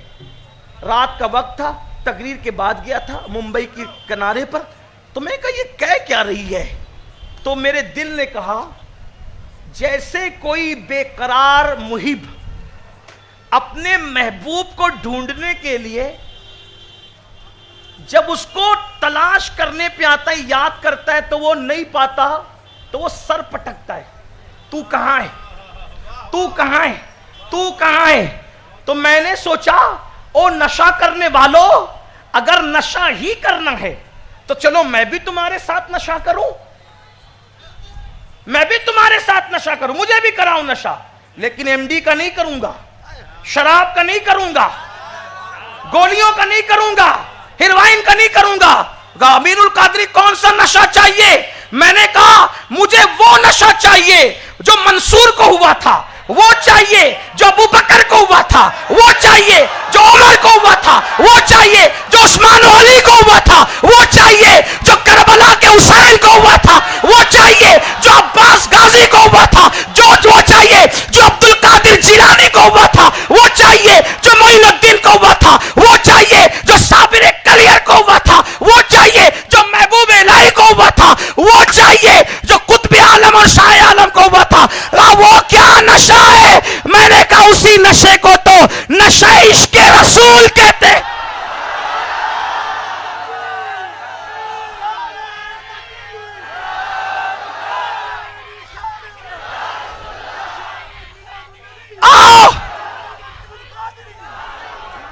آؤ عشق رسول کا نشہ کرتے ہیں. اس کی سراہی دین ہے، اس کی سراہی دین ہے، اس کی شراب ایمان ہے، اس کا جام اصحاب مصطفیٰ ہے، اس کی چمک اہل بیت کرام ہے، اور وہ ہاتھوں سے ملتا ہے محمد الرسول اللہ کی، اور جس کو ملتا ہے وہ اپنے وقت کا امام بن جاتا ہے. تو میں نے سمندر میں دیکھا موجیں اٹھ رہی ہے، گر رہی ہے، میں نے کہا سر پٹک رہی ہے. بھائی سوچنے والے کو تو حق ہے نا سوچنے کا. میں نے کہا سر پٹک رہی ہے، تو پتا چلا ہاں سر پٹک رہی ہے. کس کے لیے بے چین ہے؟ تو میرے دل نے کہا امین القادری، جبریل جس کے لیے بے چین ہوتا ہے، ابو بکر عمر جس کے لیے بے چین رہتے تھے، عثمان و علی جس کے لیے بے چین رہتے تھے، یہ سمندر کی موجیں سر پٹک کے کہہ رہی ہے کہ تم ہی صرف عاشق نہیں ہو امین، ہمیں بھی خدا نے عشق محمد سے سرشار کی. صرف تم لوگ نہیں روتے، ہم بھی سر پٹکتے ہیں اس کی یاد. تو سیر کے لیے جاؤ، انجوائے کرو، تفریح کرو، گناہ مت کرو، گناہ مت کرو. اچھے کپڑے پہنو، اچھا موبائل استعمال کرو، اچھی بائک، اچھی کار، سب استعمال کرو، مگر استعمال کرو، توجہ کرو، سب کو استعمال کرو. پیار اپنے یار سے کرو، پیار اپنے نبی سے کرو. کاروں سے پیار نہیں کرنا، وہ پیار کے قابل نہیں، وہ تو استعمال کے، اس میں پیر رکھ کے بیٹھو. پیار کرو خدا سے، اس کے محبوب سے. تو جو آخری بات کرنے چلا تھا، میں بات ٹائم ختم ہو رہا ہے، وہ بات کر رہا ہوں. ایک رات میں ایک بندہ بدلا، ایک رات میں ایک بندہ بدلا، ایک رات میں. خدا کرے آج کی رات اہل احمد آباد کے لیے، ہم سب کے لیے بدلنے کی رات ہو جائے، ہمارے دلوں میں انقلاب آ جائے. میں اپنے الفاظ کے جامع میں تصوف کی کتابوں کا اتنے مجموعہ اس شخصیت کے حوالے سے پڑھنا چاہتا ہوں. ایک جوان، اس جوان کو دنیا بشر کہتی ہے، بشر. وہ جوان رہتا ہے بغداد میں. اس کو بند کر دو تھوڑی دیر کے بند، بعد میں چھوڑ دو اس کو۔ بشر رہتا ہے بغداد میں جوان، اس کو غلط صحبت مل گئی، بشر کو صحبت ملی غلط۔ اب غلط صحبت ملنے پر بشر کو غلط صحبت نے شراب کا عادی بنا دی۔ بشر پوری رات بغداد کے شراب کے میخانے میں گزارتا، اور جب صبح ہوتی تو لڑکھڑاتے ہوئے گھر آتا، ماں کا دل دکھتا، لیکن وہ ماں اللہ والی تھی، ماں کہتی اللہ اسے سدھار، اللہ اسے سدھار۔ میں کہتا ہوں جس کے لیے ماں باپ کی دعا ہو پھر اس کا تو کوئی نقصان ہی نہیں۔ ہاں، میری نظر میں سب سے بڑا مالدار انسان دنیا کا وہ ہے جس کے دامن میں ماں باپ کی دعا موجود ہے، اور میری نگاہ میں موجودہ دور میں ماں باپ سے بڑا پیر بھی کوئی نہیں۔ میں اپنے دوستوں کو کہتا ہوں اگر کسی عورت سے مرید ہونا جائز ہوتا تو میں اپنی امی کا مرید ہو جاتا۔ ہاں، وجہ یہ ہے کہ ماں باپ جہاں تک لے جا سکتے پہنچا سکتے ہیں، دنیا کی بڑی سے بڑی ہستی وہاں تک نہیں لے جا سکتی۔ ماں باپ کی ایک دعا کسی کو ولی بنا سکتی، کسی کو قطب بنا سکتی، کسی کو ابدال بنا سکتی ہے۔ وقت ہوتا تو کہتا لیکن ابھی ٹائم نہیں، وہ بات پوری کرتا ہوں۔ ماں تڑپ کے کہتی اللہ اسے سدھار دے۔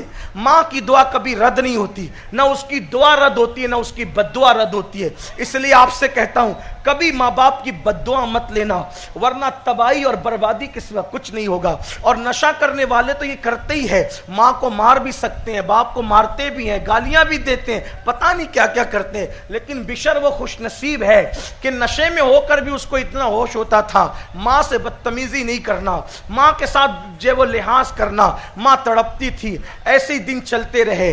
کبھی کبھی ایسا ہوتا اب بشر اتنا عاشق ہو گیا میں کھانے کا کہ کئی دن تک واپس نہیں آتا، وہیں پڑا رہتا۔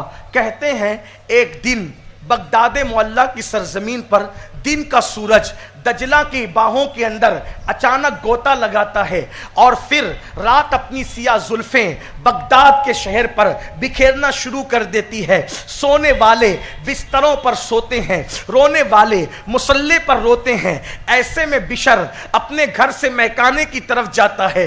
آج بشر میخانے کی طرف جا کر کے میخانے کے اندر جو ہے اللہ اکبر میخانے کی طرف جا رہا ہے، اور میخانے کی طرف جاتے ہوئے اس کی نظر پڑتی ہے ایک ایسے کاغذ پر جس پر اللہ کا نام لکھا ہوا تھا۔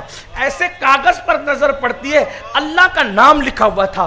اس نے سوچا یار کوئی عمل تو نہیں پلے ہے، کوئی نیکی تو نہیں ہے۔ وہ نام اٹھایا اور چوما اور بڑبڑاتے ہوئے کہا کیسے لوگ ہیں اللہ کا نام ایسے زمین پہ پھینکتے ہیں۔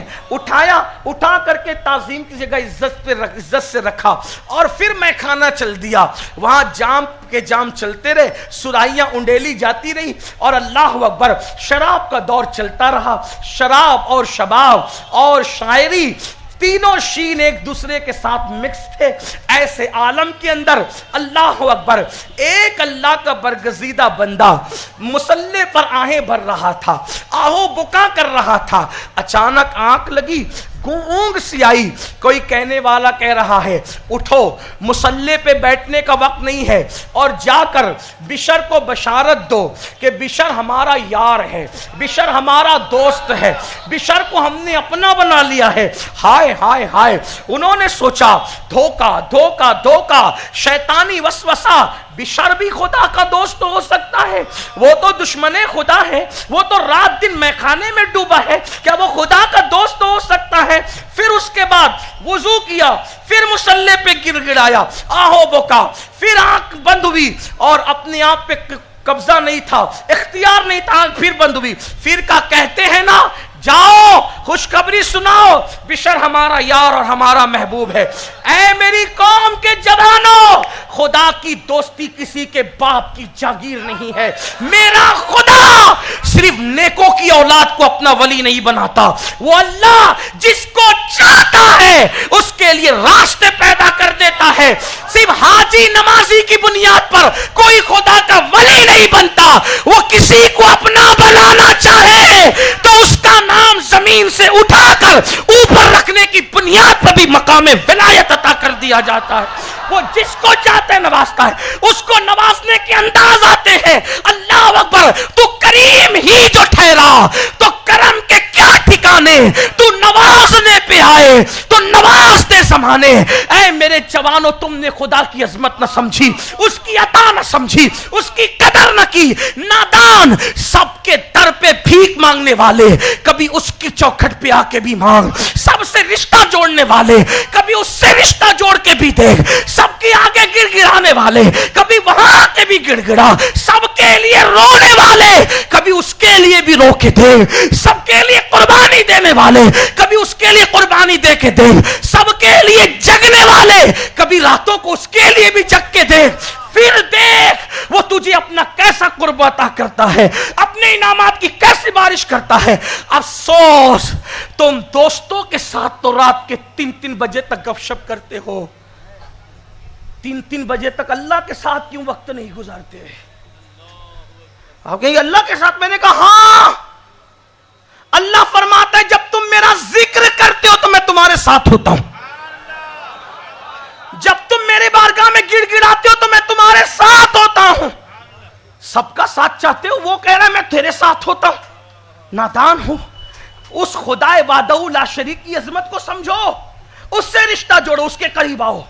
اپنے اعمال دیکھتے ہیں تو خجور بھی مانگنے کو دل نہیں چاہتا, لیکن جب اس کی شان دیکھتے ہیں تو پھر اترا کے کہتے ہیں یہ بھی دے دے وہ بھی دے دے, بلکہ یہاں تک کہتے ہیں کہ پھر تجھ سے تجھی کو مانگتے ہیں.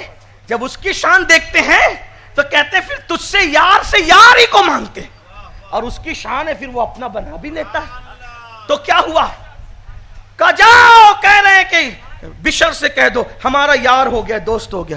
لیکن بھئی دنیا تو پھر دنیا ہے نا. گناہ کا پروپیگنڈا زیادہ ہوتا ہے, نیکیوں کا کم ہوتا ہے.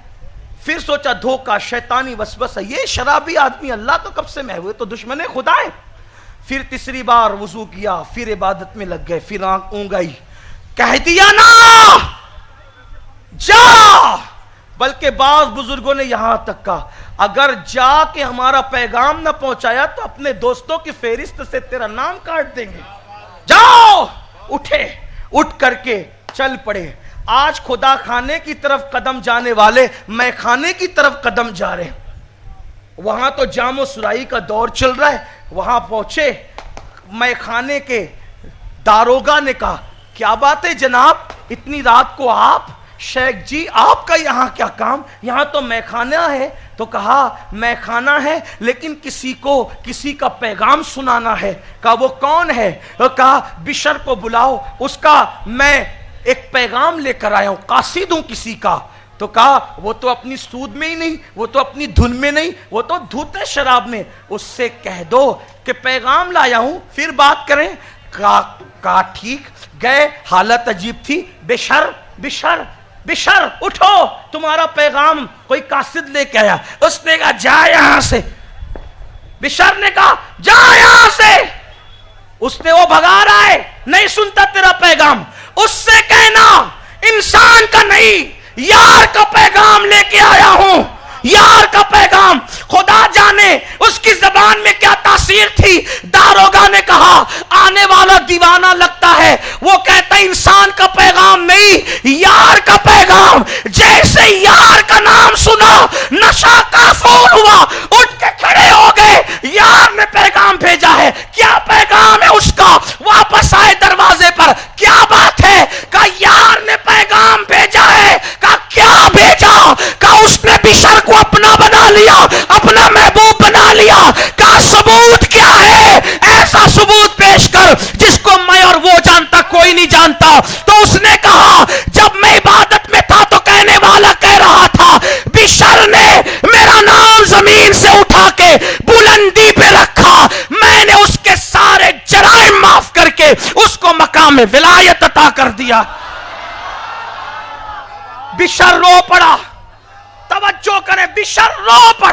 یہ میرا اللہ ہے, یہ میرا اللہ ہے. سب کو منانا مشکل ہے, رب کو منانا بہت آسان ہے. اس سے پہلے کہ موت آئے منا لو اپنے اللہ کو, راضی کر لو اپنے اللہ کو, اس سے رشتہ جوڑ لو. یہ بے وفا دنیا ہے, بے وفا. کب تک اس میں غوطے لگاتے رہو گے؟ کب تک اس فریبی دنیا سے دل لگاتے رہو گے؟ بشر نے کہا, اس نے تو بات جو آپ کہتے سچ ہے کہ میں نے اتنا کیا, لیکن اس نے کہا بشر تو میخانے سے نکلا, شراب پیتا ہے, یہ لت جلدی چھوٹ نہیں سکتی. بشر نے کہا واللہ جب دوست نے اپنا کہہ دیا تو اب میں شراب سے دوستی کب رکھوں گا؟ آپ گواہ رہنا, اللہ کی قسم آج کے بعد شراب کو دیکھوں گا تک نہیں. اور پھر بشر وہاں سے نکلے, توجہ, وہاں سے نکلے ولی اپنے گھر, بشر وہاں سے نکلے ولی اپنے گھر. اب رات کا آخری پہر آتا ہے, یہ ولی مسجد میں جاتا ہے, جو سب سے پہلے جاتے تھے.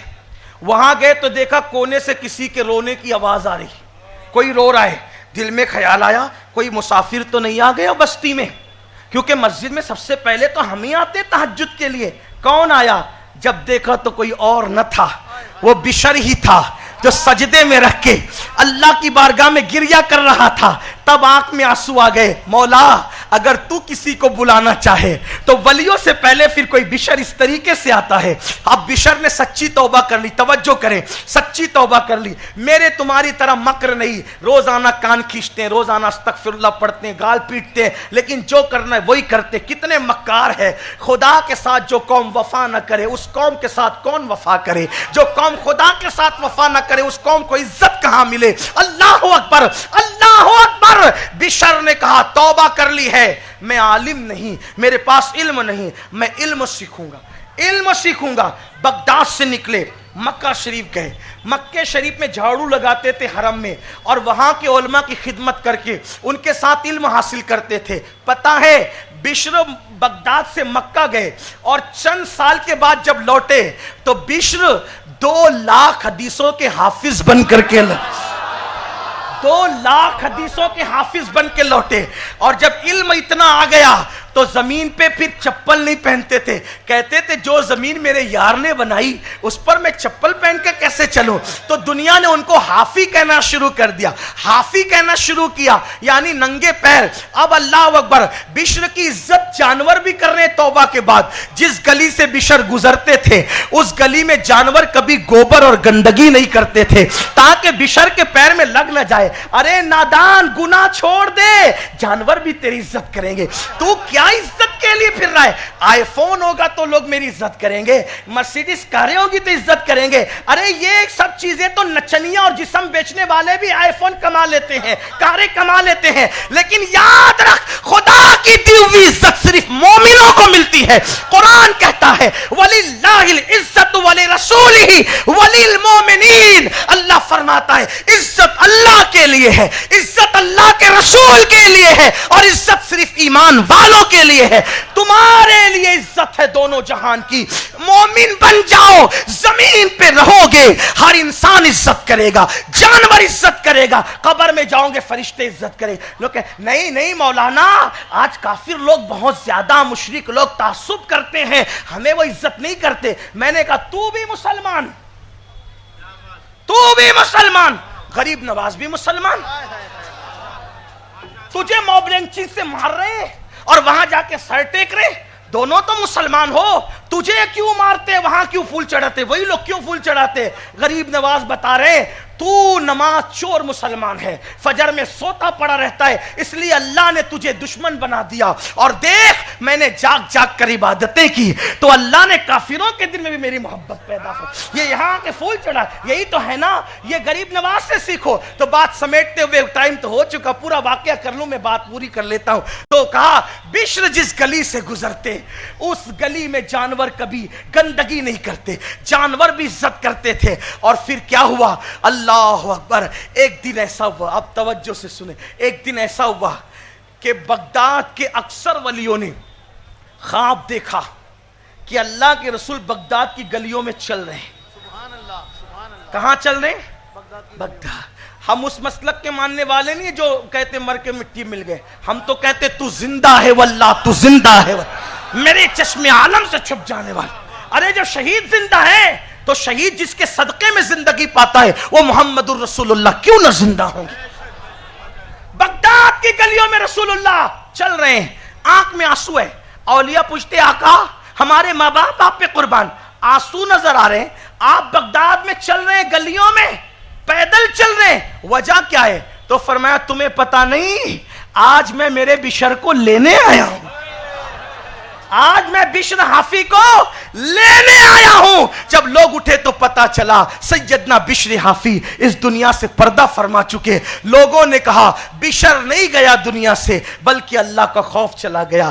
دیکھو ایک رات میں ایسے زندگی بدلتی ہے، اللہ کرے آج کی رات ہم سب کی زندگی بدل جائے، زندگی میں انقلاب آ جائے۔ آؤ میرے بھائیوں سچی توبہ کر لو، اللہ کو راضی کر لو، میرے ساتھ مل کے پڑھو سب توبہ کے کلمات اور عہد کرو کہ آج کے بعد نہ نماز چھوٹے گی، نہ جھوٹ بولیں گے، نہ گناہ کریں گے، نہ کسی عورت پر بد نظر ڈالیں گے، کیونکہ میرے آقا فرماتے ہیں جو عورت خوبصورت عورت کو دیکھ کر یہ سوچ کے نظر نیچی کر لے کہ اللہ دیکھ رہا ہے، اللہ اسی وقت تو بے حساب اس کے لیے جنت نعیم کا داخلہ لکھ دیتا ہے۔ جنت نعیم میں اس کا داخلہ بے حساب لکھ دیا جاتا ہے جو نظریں جھکا لیتا ہے۔